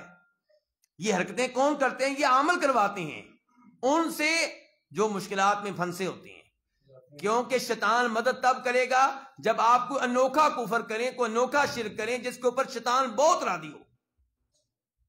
تو کمائن یذبح، اور یہ باتیں سن کے الحمدللہ بھی کہیں کہ دیکھیں اللہ نے آپ کو بچایا ہوا ہے ان چیزوں سے، اللہ کا شکر ادا کریں۔ کمائن یذبح للجن، جیسا کہ وہ جو ذبح کرتا ہے جن کے لیے، او للقبر، یا قبر والے کے لیے۔ الثانی، اللہ کے نام پہ ہی کرتے ہیں لیکن ان کی طرف سے کرتے ہیں، جس طرح ہم اپنے والدین کی طرف سے صدقہ کر رہے ہوتے ہیں، ذبح اللہ کے نام پہ کرتے ہیں۔ تو یہ بات کہہ کہ وہ ہمارے نوجوانوں کو برگلاتے بھی، اس بارے میں تھوڑی سی بات کروانا۔ جی، ایک تو آپ سب نے مجھ سے تعاون یہ کرنا ہے کہ اپنے سوال جو ہیں وہ آخر تک کے لیے لکھ لیں، سائڈ پہ لکھتے جائیں آپ انشاءاللہ، لیکن آپ نے جو سوال کر لیا اس کا جواب تو میں دوں گا انشاءاللہ، لیکن آئندہ کسی کا سوال ہو تو کیا کریں، سائڈ پہ لکھ لیں تاکہ ہم تھوڑا سا چل بھی سکیں۔ تو دیکھیں، میں یہ سوال کئی دفعہ کر چکا ہوں کہ شیخ عبدالقادر جیلانی رحمہ اللہ کے لیے مثال کے طور پہ آپ بکرا ذبح کیوں کر رہے ہیں، مجھے ذرا مطمئن کریں اس کے اوپر۔ کہتے ہیں جی اصالِ ثواب کے لیے۔ میں کہتا ہوں اصالِ ثواب اپنے والد کے لیے کیوں نہیں کرتے؟ کہتے ہیں والد صاحب کے لیے بھی بڑے بکرے کیے ہیں۔ میں کہتا ہوں جتنے بھی کیے ہیں ایک اور اپنے والد صاحب کے لیے کریں، کیونکہ آپ کے والد صاحب آپ بھی مانتے ہیں گنہگار تھے، اور شیخ عبدالقادر جیلانی رحمہ اللہ کو آپ مانتے ہیں کہ بخشے بخشائے ہیں، آپ مانتے ہیں کہ وہ جنتی ہیں، پھر بھی ان کے نام پہ بکرے ذبح کیوں کر رہے ہیں؟ اصالِ ثواب کا چکر نہیں ہے۔ چکر یہی ہے جو پہلے میں نے بتایا ہے کہ شیخ کو پتا ہے کہ میں ذبح کر رہا ہوں، شیخ میرے اوپر راضی ہوں گے، پھر شیخ مجھے اللہ سے کچھ لے کر دیں گے، یہ چکر ہے اس کے پیچھے، اور اس کی وجہ سے پھر وہ کفر و شرک میں داخل ہو جاتے ہیں۔ یہ سارے امور کفریہ اور شرکیہ ہیں۔ چلیں جی آگے، الثانی، دوسرا معاملہ، دوسری چیز، اور یہ دھیان سے پڑھنا ہے، آپ نے مجھے پہلی دوسری چیز میں فرق بتانا ہے، اب مجھے پتا چلے گا کہ کون مجھے فرق بتاتا ہے۔ من جعل بینہ و بین اللہ وسائط، من جعل جو بنائے، قائم کرے، بینہ اپنے درمیان، و بین اللہ اللہ کے درمیان کیا قائم کرے؟ وسائط، واسطے، وسیلے، سیڑھیاں، یدعوہم ان سے دعائیں کرے، وَيَسْأَلُهُمُ الشَّفَاعَ اور ان سے شفاعت کی درخواست کرے، سوال کرے، وَيَتَوَكَّلُ عَلَيْهِمْ اور ان پہ توکل بھروسہ کرے، کافر اجماع یہ آدمی کافر ہو جائے گا اجماعاً، اس بات پہ اتفاق ہے پرانے سب علماء کرام کا۔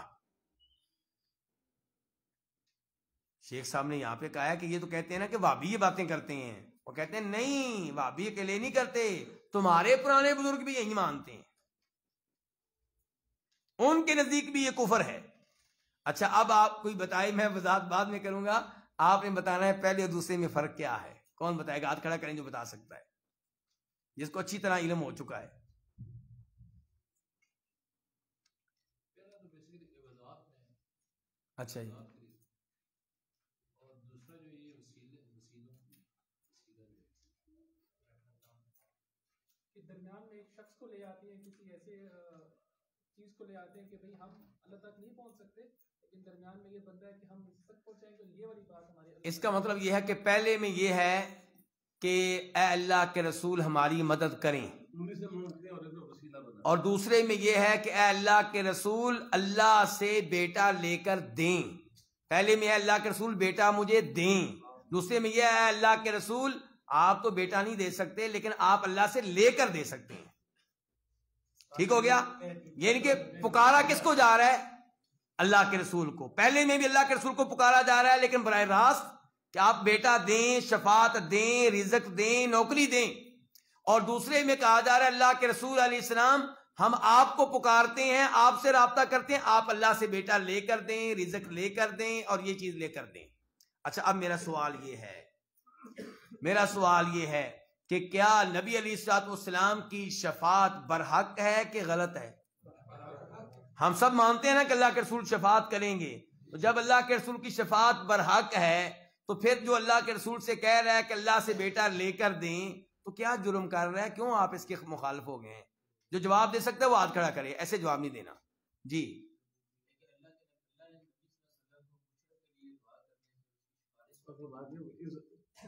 ایک منٹ ان کی بات سمجھنے پہ۔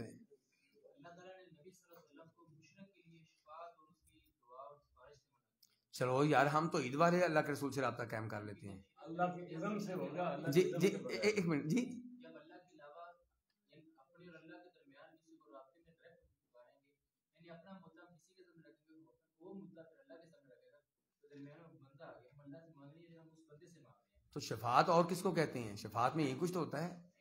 شفاعت میں تو ایسے ہوتا ہے اللہ سے نبی صلی اللہ علیہ وسلم قیامت میں اللہ سے کہیں گے یار اس کو معاف کر، تو اللہ تعالیٰ اس کو معاف کر، یہ تو شفاعت مطلب شفاعت ہو۔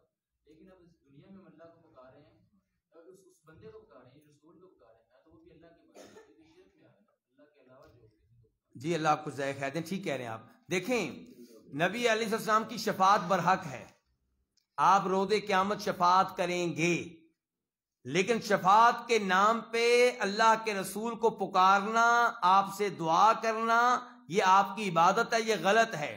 شفاعت اللہ کے رسول کریں گے، شفاعت میں مردی میرے رب کی چلے گی، تو ہم نے اللہ سے رابطہ کرنا ہے کہ یا اللہ مجھے ان میں شامل فرما جن کی روز قیامت نبی علیہ السلام شفاعت کریں گے، اور وہ بھی روز قیامت کی شفاعت کا معاملہ بخشنے بخشانے کا۔ باقی بیٹے کا جو معاملہ ہے وہ ڈائریکٹ اللہ تعالیٰ سے مانگنا ہے۔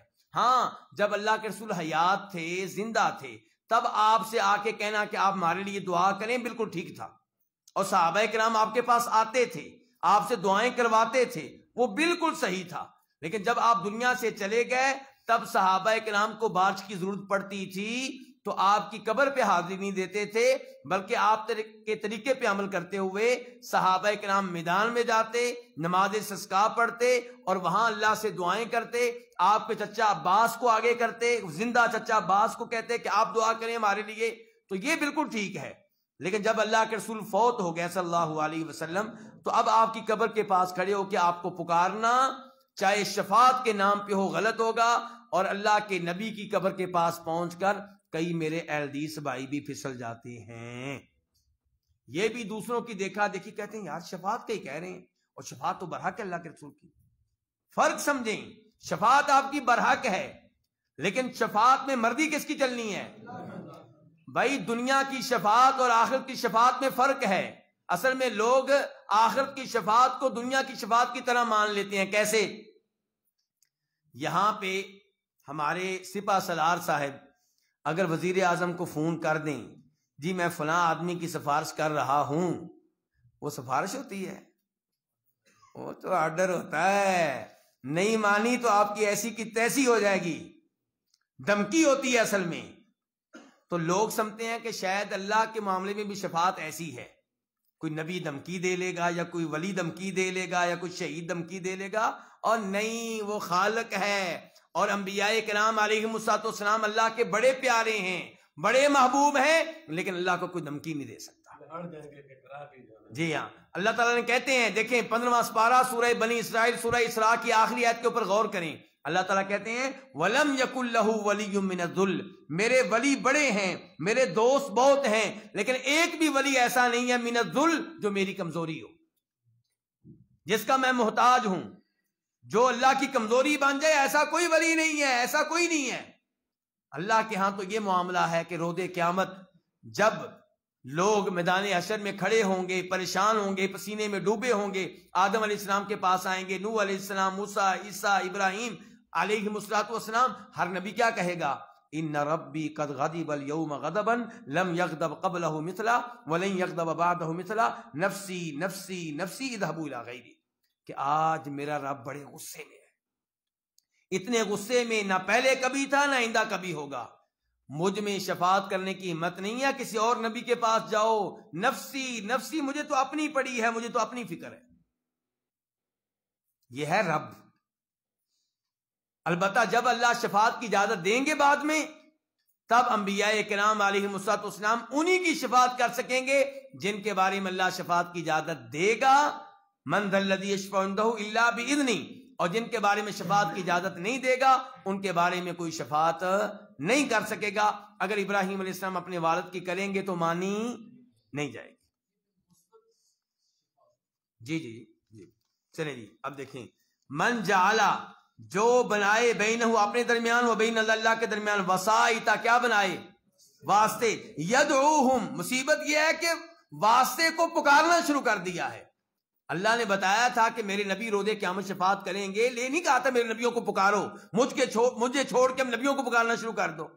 تو یہ یدعوہم ہے، یہ مسئلہ ہے کہ جو اپنے اور اللہ کے درمیان وسیلے بنا لے، یدعوہم، ان کو پکارے، وَيَسْأَلُهُمُ الشَّفَاعَ، ان سے شفاعت کی درخواست کرے، وَيَتَوَكَّلُ عَلَيْهِمْ، انہی پہ بھروسہ کرے، کافر اجماع بالاتفاق کافر ہو جائے گا.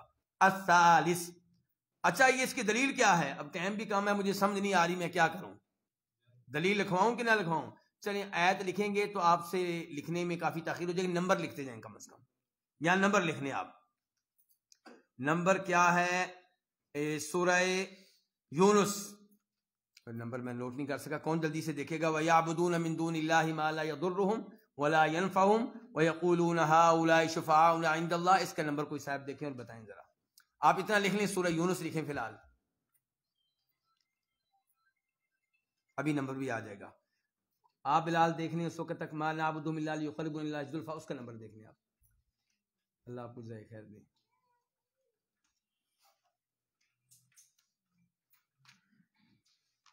اور یہ آیتیں گھر میں جا کے آپ نے پڑھنی ہیں، آپ نے بچوں کے سامنے انشاءاللہ بیان کرنی ہے آپ نے خود.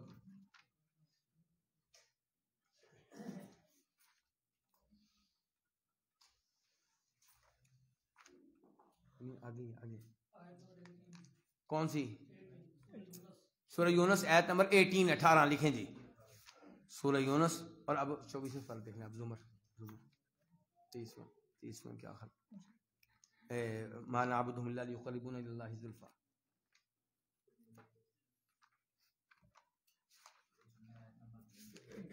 آیت نمبر 3، سورہ زمر آیت نمبر 3. یہ دو آیتیں ہیں. اچھا ان میں سے سورہ یونس کو آپ دیکھیں ذرا دھیان سے، یعنی کہ اب آیت تو آپ کے سامنے نہیں ہے لیکن مجھ سے گفتگو دھیان سے سن لیں. اللہ تعالیٰ کہہ رہے ہیں کہ وَيَعْبُدُونَ مِن دُونِ اللَّهِ، یہ اللہ کے علاوہ، توجہ سے ذرا درخواست میری آپ کی، وَيَعْبُدُونَ مِن دُونِ اللَّهِ، یہ اللہ کے علاوہ ان کی عبادت کرتے ہیں، مَا لَا يَضُرُّهُمْ وَلَا يَنفَعُهُمْ، جو نفع و نقصان کے مالک نہیں ہیں. یہاں پہ اللہ نے پہلا پیغام یہ دیا کہ معبود وہ ہوگا جو نفع و نقصان کا مالک ہو. اب جو قبر والے نفع و نقصان کے مالک نہیں ہے، کیوں ان کی عبادت کرتے ہو؟ بت نفع و نقصان کے مالک نہیں ہے، ان کی عبادت کیوں کرتے ہو؟ تو یعبدون من دون اللہ، اللہ کے علاوہ ان کی عبادت کرتے ہیں جو نفع و نقصان کے مالک نہیں ہے. وَيَقُولُونَ، اور آگے سے بہانہ یہ کرتے ہیں، عذر یہ پیش کرتے ہیں کہ ہؤلاء شفعاؤنا عند اللہ، ہم ان کو رب نہیں سمجھتے، ہم ان کو معبود نہیں مانتے، لیکن یہ اللہ کے ہاں ہمارے سفارشی ہیں، اللہ کے ہاں ہماری سفارش کرتے ہیں، اللہ ہماری سنتا نہیں، ان کی موڑتا نہیں. اچھا، سفارشی کے نام پہ دعا کن سے شروع کر دی؟ انہی سے. یہ شرک ہے. یہ کہ جب آپ شفاعت کے نام پہ، اللہ کا حق ہے دعا ہمیشہ اللہ سے کرنی چاہیے. جب یہ دعا آپ غیر اللہ سے کریں گے، چاہے نبی سے کریں، چاہے ولی سے کریں، چاہے کسی بت سے کریں، چاہے کسی قبر والے سے کریں، تو یہ ہے شرک. اچھا آگے دیکھیں اللہ تعالیٰ کیا کہہ رہے ہیں. اچھا کہتے ہیں کہ یہ ہمارے اللہ کے یہاں سفارشی ہیں. اللہ تعالیٰ نے بڑی زبردست بات کی ہے. اللہ کی ساری باتیں زبردست ہیں. اللہ نے کہا اتنبئون اللہ بما لا یعلم فی السماوات ولا فی الارض، تم مجھے وہ بات بتا رہے ہو جو میرے علم میں نہیں ہے. یعنی کہ میں نے تو میرے علم میں نہ آسمانوں میں کوئی ایسی ہستی ہے، نہ زمین پہ کوئی ایسی ہستی ہے جس کو میں نے یہ اتھارٹی دے رکھی ہو کہ لوگ پہلے اس سے دعا کریں، وہ پھر مجھ سے دعا کرے گا. یہ سسٹم تو میرے ہاں ہے ہی نہیں. اللہ نے کہا میرے ہاں سسٹم تو یہ تھا کہ وَإِذَا سَأَلَكَ عِبَادِي عَنِّي فَإِنِّي قَرِيبٌ، میں تو قریب ہوں، ڈائریکٹ مجھے پکارو، میری عبادت کرو. تم لوگوں نے میری عبادت ان لوگوں کو دینی شروع کر دی، یہ کہہ کے کہ سفارشی ہیں، میرا حق ان کو دینا شروع کر دیا. اللہ کہتے ہیں میرے علم میں کوئی ایسی ہستی نہیں ہے، نہ آسمان والوں میں نہ زمین والوں میں، جس کو میں نے یہ اختیار دے رکھا ہو. اچھا یا اللہ کیا یہ شرک ہے؟ پھر فرمایا سبحانہ وتعالی عما یشرکون، اللہ پاک ہے اس شرک سے جو یہ کر رہے ہیں. یعنی کہ اللہ نے اس عمل کو شرک قرار دیا. شفاعت کے نام پہ آپ قبر والے کو اگر پکاریں گے، شفاعت کے نام پہ اگر آپ فوت شدہ بزرگ کو پکاریں گے تو یہ کیا ہو جائے گا؟ یہ شرک ہو جائے گا. چلے دوسری آیت کی میں وضاحت نہیں کرتا وقت کی کمی کی وجہ سے، دوسری آیت ویسے آپ کو لکھوا دی ہے. اچھا آگے دیکھیں جی.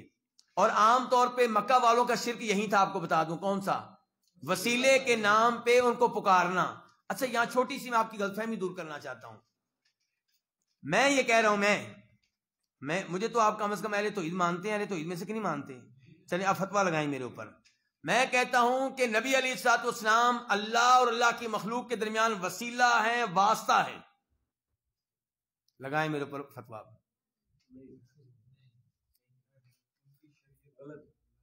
غلط ہے. یہاں پہ دھیان سے آپ نے باتیں کرنی ہیں، اسی لیے میں کہہ رہا ہوں توجہ سے پڑھیں. آپ مجھ سے پوچھیں کہ وسیلے کس چیز میں وسیلہ ہیں؟ دعا میں. یعنی کہ دعا کے لیے پہلے اللہ کے رسول سے رابطہ کریں گے، پھر اللہ سے. اگر یہ بات آپ کر رہے ہیں تو غلط ہے بالکل. اور اگر آپ یہ کہنا چاہتے ہیں کہ جو دین اوپر سے نیچے آیا ہے تو وہ واقعی اللہ کے رسول کے ذریعے دین پہنچا ہے. اللہ کے رسول کے ذریعے قرآن پہنچا، آپ کے ذریعے عبادات پہنچی، اس لحاظ سے آپ وسیلہ ہیں. تو دین اوپر سے نیچے آنے میں یقیناً آپ وسیلہ ہیں، لیکن دعا نیچے سے اوپر پہنچانے میں آپ وسیلہ نہیں ہیں. جی ہاں. الثالث، تیسرے نمبر پہ دیکھیں جی. من لم یکفر المشرکین، جو مشرکین کو کافر قرار نہ دے، او شک فی کفرہم، یا ان کے کافر ہونے میں شک کرے. یعنی کہ پہلے نمبر پہ یہ تھا کہ میں نہیں ان کو کافر کہتا جی، کوئی ہندو کافر نہیں ہے، کوئی یہودی کافر نہیں ہے، کوئی عیسائی کافر نہیں ہے. اور دوسرا یہ تھا کہ شاید کافر ہوں شاید کافر نہ ہوں. یعنی کہ جو مشرکین کو کافر قرار نہ دے یا ان کے کافر ہونے میں کیا کرے؟ او صحح مذہبہم، یا ان کے مذہب کو درست قرار دے، صحیح قرار دے. سب بھائی بھائی ہیں جی، کوئی بھی دین اپنا لیں، ٹھیک ہے. مسلمان بھی ٹھیک ہیں، ہندو بھی ٹھیک ہیں، سکھ بھی ٹھیک ہیں، عیسائی بھی ٹھیک ہیں، سب بھائی بھائی، سب بھائی بھائی. ایسے ہی مولویوں نے آگ لگائی ہوئی ہے. تو فرمایا کافارا، ایسا آدمی کیا ہو جائے گا؟ اتنا سخت فتویٰ. اللہ آپ کو جزائے خیر دے، کیونکہ اللہ کہہ رہا ہے دین ایک ٹھیک باقی غلط، اور میں کہوں یہ سب ٹھیک ہے. اس کا مطلب ہے میں کہہ رہا ہوں یا اللہ تیری باتیں غلط ہیں، نعوذ باللہ. اللہ تعالیٰ کہہ رہا ہے میرے ہاں دین ایک ہی ہے. ان الدین عند اللہ الاسلام، آیت نمبر 19 سورہ آل عمران 19. اللہ تعالیٰ کہنے میرے ہاں قابل قبول دین صرف ایک ہے اور وہ ہے اسلام. نمبر 2 آیت لکھیں, نمبر لکھتے ہیں بس آپ. سورہ آل عمران آیت نمبر 85 کہ وَمَن يَبْتَغِ غَيْرَ الْإِسْلَامِ دِينًا فَلَن يُقْبَلَ مِنْهُ, جو اسلام کے علاوہ کوئی اور دین تلاش کرے وہ قابل قبول نہیں ہوگا. وَهُوَ فِي الْآخِرَةِ مِنَ الْخَاسِرِينَ, اور ایسا آدمی آخرت میں گھاٹا پانے والوں میں رہے گا, اس کی ساری محنتیں ضائع ہو جائیں گی. ہندوازم کے لیے, عیسائی دین کے لیے جو بھی محنتیں کی ہیں سب ضائع جائیں گی. تو اللہ تعالیٰ کہہ رہے ہیں دین ایک ہی صحیح ہے, اور ہم کہیں نہیں سب ٹھیک ہے جی. 1 ارب ملک میں, کس میں, 1 ارب ملک میں ایک عبادت خانہ قائم کیا گیا ہے. کن کے لیے؟ مشترکہ عبادت خانہ, عیسائیوں کے لیے, یہودیوں کے لیے اور مسلمانوں کے لیے. انا للہ و انا الیہ راجعون. اور نہیں, میں نام نہیں لینا چاہتا, ہم نہ ہی لیں, پردہ پڑا رہنے دیں, لیکن یہ کام غلط ہے, بالکل غلط ہے, 100% غلط ہے. ٹھیک ہو گیا جی, آگے چلیں. بلکہ حدیث بھی سن لیں نبی علیہ السلام کی جلدی سے. مسلم شریف کی حدیث ہے کہ والذی نفس محمد بیدی, اس ذات کی قسم جس کے ہاتھ میں مجھ محمد کی جان ہے, اللہ کے رسول کہہ رہے ہیں صلی اللہ علیہ وسلم, لا يسمع بی احد من هذه الامت یہودی ولا نصرانی, مجھے اس امت میں سے جو بھی سن لے, چاہے وہ یہودی ہو یا عیسائی ہو, جس کو بھی پتا چل گیا کہ ایک بندہ آیا ہے جس کا نام محمد ہے اور وہ اپنے آپ کو رسول کہتا ہے, جس نے میرے بارے میں سن لیا, ثم یموت, پھر وہ مر گیا, ولم یؤمن بالذی ارسلت بہ, اور میرے دین پہ ایمان نہ لایا, الا کان من اصحاب النار, وہ جہنم میں جائے گا. آپ کہتے ہیں بھائی, اللہ کے رسول کہتے ہیں کہاں جائے گا؟ جہنم میں جائے گا. آپ کے لیے چھوٹی سی خوشخبری ہے میرے پاس. کیا؟ یہ 10 اسباب ہیں, میں 2 اور ذکر کروں گا باقی آئندہ درس میں, تاکہ آپ پریشان نہ ہوں, کیونکہ جلدی میں پڑھانے کا مزہ نہیں آئے گا. ٹھیک ہے, تو کتنے ہو گئیں گے؟ تو آج کے بعد یونیورسٹی میں پڑھنے والا آپ کا بیٹا اور بیٹی یہ نعرہ وہ لے کر آتے ہیں آپ کے گھر میں, شاید آپ کو پتہ نہیں, پتہ چل جائے گا. یہ نعرہ کس کی طرف سے آنا ہے؟ نیسٹ میں جو پڑھ رہا ہے نا آپ کا بیٹا, اور کس میں جی نام لیں؟ فاسٹ میں اور لمز میں, یہاں سے یہ نعرے آتے ہیں, یہ تعلیمات ادھر سے آتی ہیں کہ سب ٹھیک ہیں. یہ مولوی ایسے ہی لڑا رہے ہیں جی, ہر کوئی ٹھیک ہے, ہندو بھی ٹھیک ہے, عیسائی بھی ٹھیک ہیں. انا للہ و انا الیہ راجعون, یعنی کہ آپ خالق کی باتوں کو غلط قرار دے رہے ہیں. پھر اس کا مطلب ہے نعوذ باللہ نبی علیہ الصلوۃ والسلام نے نجائز طور پہ پھر ساری تبلیغ کی تھی, مکہ والوں کو تقسیم کر دیا, تلواریں چلیں, جہاد ہوا, لڑائیاں ہوئیں, یہ سب ایسی غلط کیا آپ نے. کیا کہہ رہے ہیں آپ, کیسی باتیں کر رہے ہیں آپ؟ تو ایسی باتیں کرنے والا انسان کافر ہو جاتا ہے. اپنے بیٹے کو کافر ہونے سے بچا لیں. آپ تو بڑے خوش ہیں نا کہ میرے بیٹے کو کہاں داخلہ مل گیا, لیسٹ میں, خود انہوں نے بلایا ہے, اسکالرشپ دی ہے جی, میرا بیٹا بڑا ذہین ہے. ہاں جی, قائد اعظم یونیورسٹی میں مل گیا داخلہ. اور کوئی کہتا ہے جناب ہم نے زیورات دے کے اس کو پڑھایا ہے, زمینیں بیچ کر اس کو پڑھایا ہے, یعنی کہ ہم نے پیسے دے کر اس کے لیے کفر خریدا ہے. مدرسے والے کہتے ہیں اور مفتی دے دو, ہمیں مفت دے دو, کہتے ہیں نہیں دیں گے. وہ کہتے ہیں نہیں لیں گے آپ کا بیٹا, کہتے ہیں لے لو, زیورات بیچ دیں گے, مکان بیچ دیں گے آپ. انا للہ و انا الیہ راجعون, پیسے دے کر گمراہی خریدنا. میں یہ نہیں کہہ رہا کہ آپ اپنے بیٹے کو یونیورسٹیوں میں بالکل نہ بھیجیں. اگر بھیج رہے ہیں تو بھیجنے سے پہلے, سمندر میں پھینکنے سے پہلے اس کو تیراکی سکھا لیں. اور اگر آپ تیراکی سکھائے بغیر سمندر میں اس کو پھینک دیں گے تو ڈوبے گا, اور کیا ہوگا پھر. چلیں جی, الرابع, 4 نمبر پہ, مانع اعتقادہ, جو یہ سوچ رکھے, جو یہ نظریہ رکھے, جو یہ عقیدہ رکھے, کوئی بھی لفظ آپ لکھ لیں. مانع اعتقادہ, جو یہ عقیدہ رکھے, جو یہ سوچ رکھے, جو یہ نظریہ رکھے, کیا کہ ان غیر ہدی النبی صلی اللہ علیہ وسلم, کہ غیر نبی کا طریقہ. کس کا؟ غیر نبی کا طریقہ. غیر نبی سمتے ہیں لفظ کی نہیں سمتے, کہ نبی علیہ السلام کے علاوہ کسی اور کا طریقہ. غیر نبی کا طریقہ اکملو, زیادہ کامل ہے, من ہدیہ ہی, اللہ کے نبی کے طریقے سے.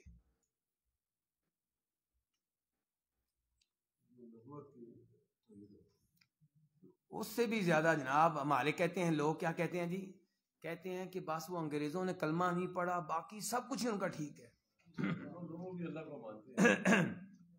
کہتے ہیں سب کچھ ٹھیک ہے ان کا، نظام ہو تو انگریزی ہو. کیا انصاف ہے جی وہاں پہ. ایسے ایسے ان کی تعریفیں کریں گے نا کہ صحیح بات ہے، اتنا افسوس ہوتا ہے جس کی کوئی حد نہیں ہے، کیونکہ بیچارے کو پتہ ہی نہیں نا دین کہتے کس کو ہیں. یہ بس اپنی ہوائی، جیسے وہ آج ہمارے یہاں نعرہ کہ لگتا ہے کیا، ریاست مدینہ، اور اس سے مراد کیا لیا جاتا ہے کہ جناب ہر ایک کو پیسے ملیں، ہر ایک کو سڑکیں بن جائیں. اور ریاست مدینہ یہ نہیں ہے سڑکیں بن جائیں، اللہ کے رسول نے سڑکیں بنائی تھی. ریاست مدینہ یہ ہے کہ توحید قائم کریں، شرک و بدعات سے روکیں، کبیرہ گناہوں کو ختم کریں. کوئی زنا کرے تو اس کو مار مار کے سنسار کر دیں، کوئی ایسا مجرم نہیں رہنا چاہیے زمین کے اوپر. یہ ہے ریاست مدینہ. اللہ کے رسول نے ریاست مدینہ یہ قائم کی تھی. یہ نہیں کہ سڑکیں صرف بنا دی تھیں یا یتیم خانہ قائم کر دیا تھا. میں یہ نہیں کہہ رہا سڑکیں بنانا غلط ہے، بنانی چاہیے، یتیم خانے بنائیں، لیکن اس سے بڑے کام کیا ہیں؟ اللہ کی توحید کو نافذ کریں، اللہ کا نظام نافذ کریں. جیسے یتیم کے حقوق کا خیال رکھنا اچھی بات ہے، اس خالق کے حقوق کا بھی خیال رکھیں جو آپ کو رزق دے رہا ہے، جس نے آپ کو پیدا کیا ہے. تو میں نے اعتقادہ جو یہ سوچ رکھے کہ غیر نبی کا طریقہ نبی علیہ السلام کے طریقے سے زیادہ کامل ہے، اکمل کا معنی زیادہ کامل، او ان حکم غیرہ، یا آپ کے غیر کا قانون، آپ کے غیر کے فیصلے، احسن من حکمہ، احسن زیادہ اچھے ہیں، من حکمہ اللہ کے نبی کے فیصلوں سے. احسن زیادہ اچھے ہیں، اکمل زیادہ کامل.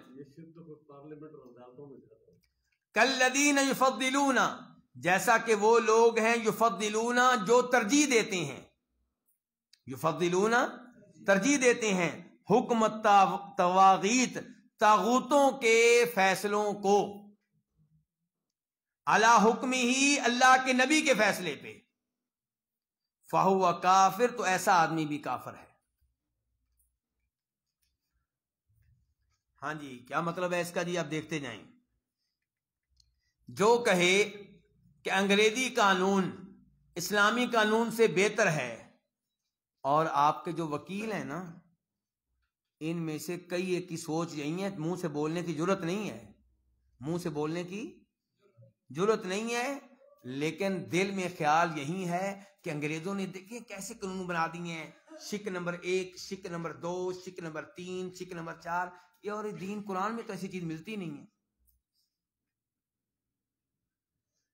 حالانکہ سعودیہ میں اسی قرآن کے اوپر ہی عمل ہوتا رہا ہے، اتنے سالوں سے، 2-3 صدیوں سے ان کا سسٹم چل رہا ہے. انہی احادیث کے ذریعے ان کے جج فیصلہ کر رہے ہیں. اور پھر جب تک ہماری خلافت ختم نہیں ہوئی تھی، خلافت امویہ، خلافت عباسیہ، ان کے ہاں بھی انگریزی قانون تھا جی. آپ کی کتابیں بری پڑی ہیں، لیکن مسئلہ یہ ہے کہ آپ نے سازش کر کے زبان ہی تبدیل کر لی ہے. عربی کے بجائے زبان کیا بنا لی اپنی؟ انگلش. اب انگلش آپ جانتے ہیں اور عربی آپ نہیں جانتے. آپ کو کیا پتا عربی کتابوں میں کیا خزانے بھرے پڑے ہیں، اور زبان آپ نے اپنی انگلش بنا لی ہے. اب ہمیں کیا پتا کہ آپ کی کتابوں میں کیا گند بھرا پڑا ہے. مسائل یہاں سے ان کے شروع ہوئے ہیں. تو کہنے کا مطلب یہ، جو یہ نظریہ رکھے کہ انگریزی قانون اسلامی قانون سے بہتر ہے، یا انگریزی قانون اسلامی قانون دونوں برابر برابر ہیں، یہ بھی کافر ہے. جو کہے برابر ہے یہ بھی کیا ہے؟ کافر ہے. اور تیسرے نمبر پہ جو یہ سمجھے کہ اسلامی کورٹ میں جانا بھی جائز ہے اور انگریزی کورٹ میں بھی جانا جائز ہے، ادھر چلے جاؤ ادھر چلے جاؤ، یہ بھی کافر ہے. چوتھے نمبر پہ وہ آدمی آ گیا جو کہتا ہے کہ انگریزی کورٹ میں جانا جائز بالکل نہیں ہے، لیکن میں کیا کروں، میں کافر ملک میں رہتا ہوں، میں اپنا حق کسی اور طریقے سے لے نہیں سکتا، میری مجبوری ہے. تو اس آدمی کو ہم کافر نہیں قرار دیں گے، لیکن خطرے سے خالی یہ بھی نہیں ہے. لیکن یہ مانتا ہے کہ حق اسلامی قانون ہے، لیکن میری مجبوری ہے. ہم اس کو کافر قرار نہیں دیں گے، لیکن اس کو پاک صاف بھی قرار نہیں دیں گے. تجھے کس نے کہا تھا کہ تو انگلینڈ میں جا کے رہائش رکھ؟ تجھے کس نے کہا تھا اپنے بچوں کو وہاں کی نیشنلٹی لے کر دیا؟ اب تو کہتا ہے مجبوری ہے. تجھے کون کہتا تھا وہاں ان کو لے کر جا، اپنے بچوں کو، اپنے پوتوں کو، پڑپوتوں کو؟ کس نے تجھے کہا تھا کہ یہ کام تو کر؟ جی کس نے کہا تھا اپنی اولاد کو ہمیشہ کے لیے خطرے میں ڈال؟ ڈالروں نے، اور ان ڈالروں کو قربان کیا، درم و دینار کے سکوں کو صحابہ کرام نے قربان کیا، ایمان بچا کے مدینہ آ گئے، اور تو کہتا ہے میرا ایمان خرید لو، میرے کاغذات میں قادیانی لکھ دو، مجھے نیشنلٹی دے دو کسی طریقے سے۔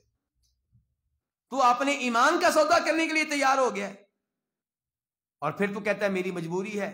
میں آج بھی دوستوں سے بات کر رہا تھا، پھر کیا ہوتا ہے جناب، اب مسلمان میاں بیوی میں طلاق ہونے والی ہے، اب خاوند کی کوشش ہوتی ہے کہ طلاق کے معاملات طے کرنے کے لیے کسی اسلامک سینٹر میں چلتے ہیں، اور بیوی کی کوشش کیا ہوتی ہے؟ کیوں؟ خاوند کی آدھی جائیداد ملے گی، طلاق کے موقع پہ خاوند کی آدھی جائیداد ملے گی، اور یہ کہتے تھے کہ ہم نے عورتوں کے حقوق کا خیال رکھا ہے، تم نے عورتوں کو لوارث کر دیا ہے۔ کیوں؟ وہاں کے مرد ڈرتے ہوئے شادی کرتے ہی نہیں جلدی۔ کیوں؟ کیونکہ طلاق ہو گئی تو اس کو آدھی جائیداد دینا پڑے گی۔ وہ 20 سال شادی کے بغیر ہی گزار دیتے ہیں، جب 3-4 بچے ہو جائیں پھر کبھی کبھی شادی کر لیتے ہیں، ورنہ پھر بھی نہیں کرتے۔ تو تم نے عورتوں کا خیال نہیں رکھا، تم نے عورتوں کا بیڑا گرک کر دیا ہے، ان کو لوارث بنا دیا ہے، ان کو کوئی ٹھکانا نہیں ملتا۔ جو ہی حسن ان کا جو ہے ختم ہوتا ہے 5-10 سال کے بعد، پھر کوئی پوچھنے والا نہیں۔ پھر ٹھکانا کیا ہے؟ سڑکیں۔ پھر ٹھکانا کیا ہے؟ کبھی یہ مرد لے گیا، 1 رات اس نے رکھ لیا، 2 راتیں اس نے رکھ لیا، اور ان کی رپورٹیں، میری رپورٹیں نہیں، ان کی رپورٹیں ہیں کہ پٹائی بھی ٹھیک ٹھاک کی جاتی ہے ایسی عورتوں کی، بولتی نہیں ہے وہ، کیونکہ ان کو پتا بولیں گے تو یہ نکال دے گا گھر سے۔ بیوی نہ ہونے کے باوجود ٹھیک ٹھاک پٹائی ہو رہی ہے ایسی عورتوں کی، رپورٹیں بھی ان کی میں کہہ رہا ہوں۔ تو کہنے کا مطلب یہ ہے کہ ابھی عورت کیا کہتی ہے؟ کہاں جانا ہے؟ انگریزی کورٹ میں۔ تو یہ جرم ہے۔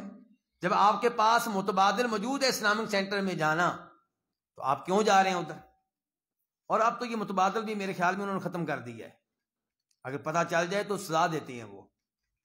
تو کہنے کا مطلب یہ ہے کہ اپنے بچوں کو خطرے میں نہ ڈالیں، مرچیں کھانے پہ گزارا کر لیں، اس اسلامی ملک میں رہیں، یہاں پہ پھر بھی خیر ہے، یعنی کہ آپ کی بیوی آپ کا کچھ یہاں بگاڑ نہیں سکتی اتنی جلدی، ٹھیک ہے؟ آپ حالات پہ کنٹرول کر سکتے ہیں، لوگوں کو بیچ میں ڈال کے، یہ کر کے وہ کر کے، لیکن وہاں پہ آپ کا بچہ خراب ہوگا تو آپ کچھ نہیں کر سکیں گے۔ پولیس کے پاس ایک رپورٹ جانی، آپ کے بچے ویسے انہوں نے آپ سے چھین لینے، آپ سے ساری زندگی آپ ترستے ہی رہیں گے۔ تو یہاں پہ آپ اپنے بچے کو تھوڑی بہت پٹائی کر کے ٹھیک کر سکتے ہیں پھر بھی۔ تو اس لیے وہ بن گیا، لیکن ابھی اتنا عمل ہونا نہیں شروع ہوا، ابھی بڑی خیر ہے، ابھی بڑی خیر ہے۔ جی ہاں، چلیں جی۔ تو بہرحال یہ اس معاملے میں کافی حساس رہیں، ایسے کفریہ جملے ہمارے لوگوں کے منہ سے نکل جاتے ہیں جی، اور سکھوں کا قانون بہتر ہے جی، ان سے سکھ ہی بہتر ہے جی، سعودیہ سے، سعودیہ میں بڑا ظلم ہوتا ہے مزدوروں پہ، ان سے سکھ بہتر ہیں جی، ان سے انگریز بہتر ہیں جی۔ انا للہ و انا الیہ راجعون۔ آپ کو کیا ہو گیا ہے؟ کہاں گیا صبر؟ آپ اتنے بے صبرے ہو گئے ہیں کہ آپ کے اوپر ظلم ہوا ہے تو آپ سعودیہ کے نظام پہ انگریزی نظام کو ترجیح دے رہے ہیں۔ چلیں جی، جیسا کہ وہ لوگ ہیں جو ترجیح دیتے ہیں طاغوتوں کے حکم کو، ان کے نظام کو۔ طاغوت کون ہوتے ہیں؟ جن کے پاس اللہ کے علاوہ جن کے پاس فیصلے کے لیے لوگ جاتے ہیں، یہاں پہ طاغوت سے مراد وہ ہیں جن کے پاس لوگ فیصلے کے لیے جاتے ہیں اللہ کے شریعت کو چھوڑ کر، اللہ کے شریعت کو چھوڑ کر۔ اچھا، یہ چیز کیسے کفر ہو گئی جی؟ اب سوال یہ ہے 2 لحاظ سے۔ ایک اس لیے کہ جب آپ غیر اسلامی قانون کو اسلامی قانون پہ ترجیح دیتے ہیں یا برابر قرار دیتے ہیں تو آپ اللہ کو جھوٹا قرار دے رہے ہیں، نعوذ باللہ۔ کیونکہ اللہ نے کہا تھا سورہ مائدہ آیت نمبر 50 وَمَنْ أَحْسَنُ مِنَ اللَّهِ حُكْمًا لِقَوْمٍ يُوقِنُونَ۔ اللہ سے اچھا کون ہے فیصلہ کرنے کے لحاظ سے؟ یعنی کہ سب سے بہتر فیصلے کس کے ہیں؟ اللہ کے، اور اللہ کے فیصلے کہاں ہیں؟ قرآن میں۔ تو آپ کہہ رہے ہیں نہیں ان کے بہتر ہیں، تو آپ گویا کہ اللہ کے کلام کے ساتھ کفر کر رہے ہیں، اللہ کی تکذیب کر رہے ہیں۔ جی ہاں۔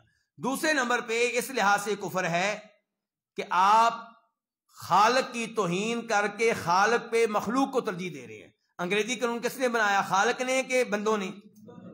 اور قرآن کا قانون کس کی طرف سے ہے؟ ہاں جی، تو آپ خالق کی توہین کر رہے ہیں اور مخلوق کو خالق پہ ترجیح دے رہے ہیں، اس لحاظ سے بھی یہ غلط ہے۔ اور یہاں پہ ایک حدیث بھی لکھنی کہ اللہ کے نبی تو یہ کہتے تھے اپنے ہر خطبے میں وخیر الہدی ہدی محمد صلی اللہ علیہ وسلم، کہ سب سے اچھا طریقہ محمد علیہ الصلوۃ والسلام کا طریقہ ہے، اور آپ کہتے ہیں سب سے اچھا طریقہ انگریزوں کا طریقہ ہے۔ نمبر 5 الخامس کیا؟ نمبر 5 من، جو اب غازہ نفرت کرے، ناپسند کرے، بغض رکھے، جو مرضی اس کا معنی کر لیں آپ، جو نفرت کرے، ناپسند کرے، بغض رکھے، شیئن کسی بھی چیز سے، مما جاء بہ الرسول ان چیزوں میں سے جنہیں اللہ کے رسول لے کر آئے ہیں۔ اچھا یہ درمیان کے 2-3 لفظ ایک دفعہ چھوڑ دیں، ولو عامل، ابھی اس کو 2 منٹ کے لیے چھوڑ دیں آپ۔ اچھا من، اب دیکھیں، من ابغض شیئن، جو ناپسند کرے، شیئن کسی بھی چیز کو، مما جاء بہ الرسول ان چیزوں میں سے جنہیں اللہ کے رسول لے کر آئے ہیں صلی اللہ علیہ وسلم، کافر، وہ کافر ہو جائے گا، ولو عامل بہ، چاہے وہ اس پہ خود عمل بھی کرتا ہو۔ اللہ کے رسول نے جو بات کہی اس پہ عمل بھی کرتا ہے لیکن ناپسند کرتا ہے اس کو، کافر ہے۔ مثال میں دیتا ہوں آپ کو، داڑھی رکھی ہوئی ہے لیکن داڑھی سے نفرت کرتا ہے۔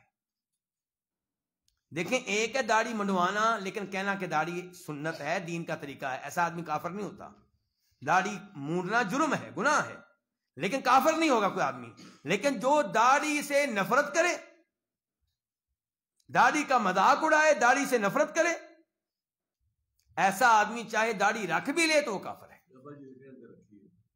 یا ویسے اس کو وہ کہتا ہے کہ یہ مولوی غلط کہتے ہیں، یہ کوئی دین شین نہیں ہے، میں تو ویسے رکھتا ہوں کہ مجھے ذرا میری شکل اس میں اچھی رہتی ہے، یا مجھے کوئی جلد کی بیماری ہے میں نے اس لیے رکھی ہوئی ہے، لیکن وہ نفرت کرتا ہے اس سے، تو ایسا آدمی کافر ہو جائے گا۔ اس کی اور مثالیں میں دیتا ہوں آپ کو۔ لڑکیاں، آپ کی این جی اوز دوسری شادی سے نفرت کرتی ہیں۔ اچھا دوسری شادی کا نظام کس نے رکھا ہے؟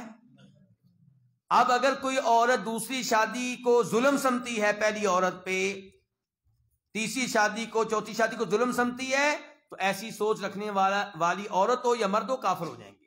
لیکن فرق کیجئے گا، دھیان سے توجہ سے۔ ایک عورت ہے وہ کہتی ہے کہ دوسری شادی کا نظام اللہ کا ہے، میں مانتی ہوں بالکل ٹھیک نظام ہے، لیکن بس مجھے پسند نہیں ہے کہ میرے اوپر کوئی سوتن آئے، تو یہ کافر نہیں ہے۔ فرق سمجھ رہے ہیں نا؟ ایک ہے جو اس شریعت کو، اس قانون کو، اس سے نفرت ہے اسے، وہ کہتی ہے قانون ہونا ہی نہیں چاہیے، یہ غلط ہے قانون، عورتوں پہ ظلم ہے یہ۔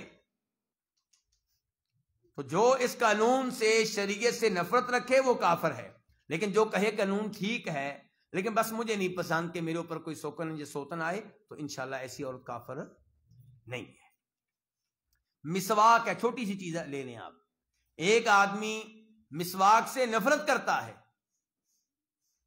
اور کہتا ہے یہ کیا گندگی ہوتی ہے جناب، نماز کے ٹائم مسواک مار رہے ہوتے ہیں، گند پھیلا رہے ہوتے ہیں، اس قسم کی نفرت کرتا ہے، تو ایسا آدمی کافر ہو جائے گا۔ ایک آدمی اسلامی سزاؤں سے نفرت کرتا ہے، کہتا ہے کہ چور کے ہاتھ کاٹنا یہ مجھے بالکل پسند نہیں ہے، یہ غلط ہے، یہ وحشیانہ سزائیں ہیں، اور ایسی سزاؤں کے ذریعے ہم لوگوں کو کیا کر دیں، ٹنڈا کر دیں، ان کو لنگڑا لولا بنا دیں لوگوں کو۔ جو ایسے الفاظ استعمال کرے وہ مسلمان نہیں رہتا، وہ کافر ہو جاتا ہے۔ کئی لوگ کہہ چکے ہیں، کئی لوگوں نے کہا ہے، اس اکیلے نے نہیں کہا، اور بھی کئی سیاسی لیڈر کہہ چکے ہیں، کئی حکمران کہہ چکے ہیں۔ تو یہ چیزیں انسان کو کافر بنا دیتی ہیں۔ اب آپ مجھے کہیں گے فلاں حکمران یہ الفاظ کہے تھے، کیا وہ کافر ہے؟ میں کہوں گا میں اسے کافر نہیں کہوں گا، کیونکہ عمل اس کا کفر ہے، اللہ آپ کا بھلا کرے۔ اس کی حرکت، اس کے الفاظ کفریہ ہیں، اس کے الفاظ جو ہے وہ کیا ہے، وہ کفریہ ہیں، لیکن نام لے کر کسی آدمی کو ہم کافر نہیں کہیں گے۔ کیوں؟ میں فی الحال آپ کو صرف ایک حدیث بتاؤں گا، پھر درس کا اختتام کرتے ہیں، تاکہ آپ کو سمجھ آ جائے کہ یہ فرق کیوں کرتے ہیں۔ آپ نے حدیث سنی ہوگی، مشہور و معروف حدیث ہے، میں نے بھی بیان کی تھی یہاں پہ ایک دفعہ، بخاری شریف کی حدیث ہے۔ ایک آدمی فوت ہونے لگا تھا، ایک آدمی کیا ہونے لگا تھا؟ فوت ہونے لگا تھا۔ اس نے اپنے بیٹوں کو جمع کیا، توجہ سے اپنے بیٹوں کو جمع کیا۔ اپنے بیٹوں سے کہنے لگا کہ بیٹو مجھے بتاؤ میں تمہارے ساتھ کیسا رہا ہوں، میرا سلوک کیسا رہا ہے؟ بیٹے کہنے لگے ابا جی آپ کا کردار ہمارے ساتھ بڑا شاندار رہا ہے، بڑی قربانیاں دی ہیں آپ نے ہماری خاطر، بڑی محنتیں کی ہیں، بڑی مشقتیں برداشت کی، آپ ہمارے محسن ہیں۔ کہا بیٹو اب میرے ساتھ تم ایک نیکی کرو۔ جی ابا جی کیا نیکی؟ جب میں مر جاؤں، میری موت کا وقت آ چکا ہے، جب میں مر جاؤں میری لاش کو جلا دینا، آگ لگا دینا، جب اچھی طرح جل جائے راکھ بنا دینا، اور راکھ کو اس وقت ہوا میں اڑانا جب تیز ہوا چل رہی ہو سمندر میں ایسے۔ بیٹوں نے کہا کیوں ابا جی؟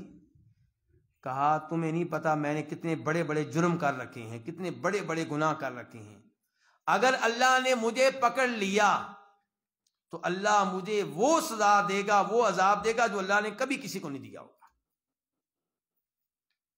بیٹوں نے جناب باپ کی بات پہ عمل کیا۔ اللہ تعالیٰ تو ہر چیز پہ قادر ہے، اللہ نے اس کے ذرات کو اکٹھا کیا اور اس کو اٹھایا اور کہا بتا تو نے یہ حرکت کیوں کی؟ کہنے لگا یا اللہ تیرے ڈر سے، تیرے خوف سے، تیرے ڈر سے اور تیرے خوف سے۔ اچھا اب اس آدمی نے کفر کیا کہ نہیں کیا؟ کون بتائے گا کیا کفر کیا؟ کون بتائے گا؟ ہاتھ کھڑا کریں۔ اس کا مطلب اللہ کی قدرت کا انکار کیا۔ کس کا انکار کیا؟ اللہ کی۔ یہ سمجھتا ہے کہ اگر میرے ساتھ ایسا کیا جائے تو پھر اللہ مجھے نہیں پکڑ سکتا، یہ اللہ کی قدرت کا انکار ہے۔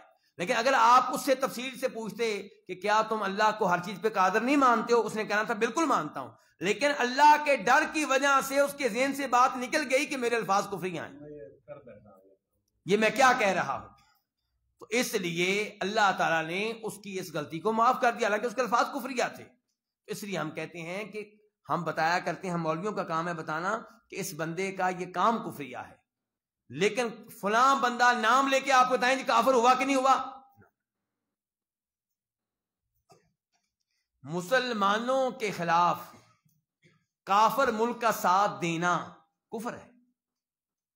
اب آپ کہیں فلاں ملک کی فوج کافر ہوگی کہ نہیں ہوگی، ایسے بات نہیں کریں گے، لیکن عمل کے بارے میں بتائیں گے کہ یہ عمل نہیں کرنا چاہیے۔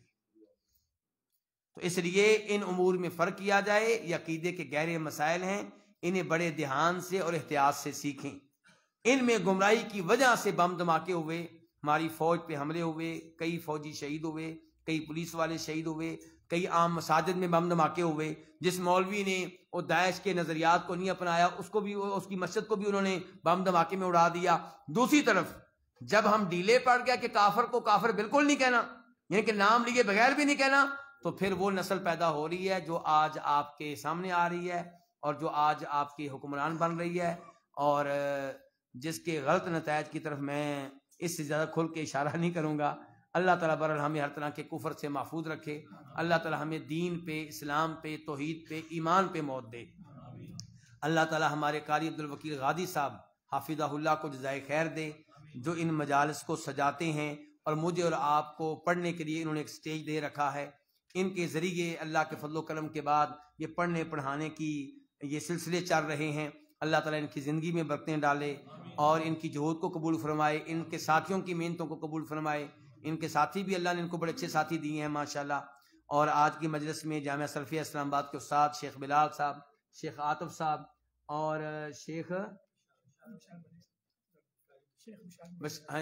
مدنی صاحب بھی تشریف فرما ہیں۔ اللہ ان سب کو جزائے خیر دے کہ یہ تشریف لائے، اور اللہ تعالیٰ ان کی محنتیں کاوشیں قبول فرمائے۔ آپ لوگوں نے وقت دیا، اللہ تعالیٰ آپ کے وقت میں، آپ کے رزق میں، آپ کے اولاد میں، علم و عمل میں برکتیں ڈالے، اور اللہ تعالیٰ آپ لوگوں کے یہاں بیٹھنے کو جنت میں جانے کا سبب اور ذریعہ بنائے، اور اللہ تعالیٰ ہمیں اخلاص دے اور آئندہ بھی ایسی مجالس میں شریک ہونے کی توفیق عنایت فرمائے۔ وآخر دعوانا الحمدللہ رب العالمین۔ جی اللہ تعالیٰ عمل کریں۔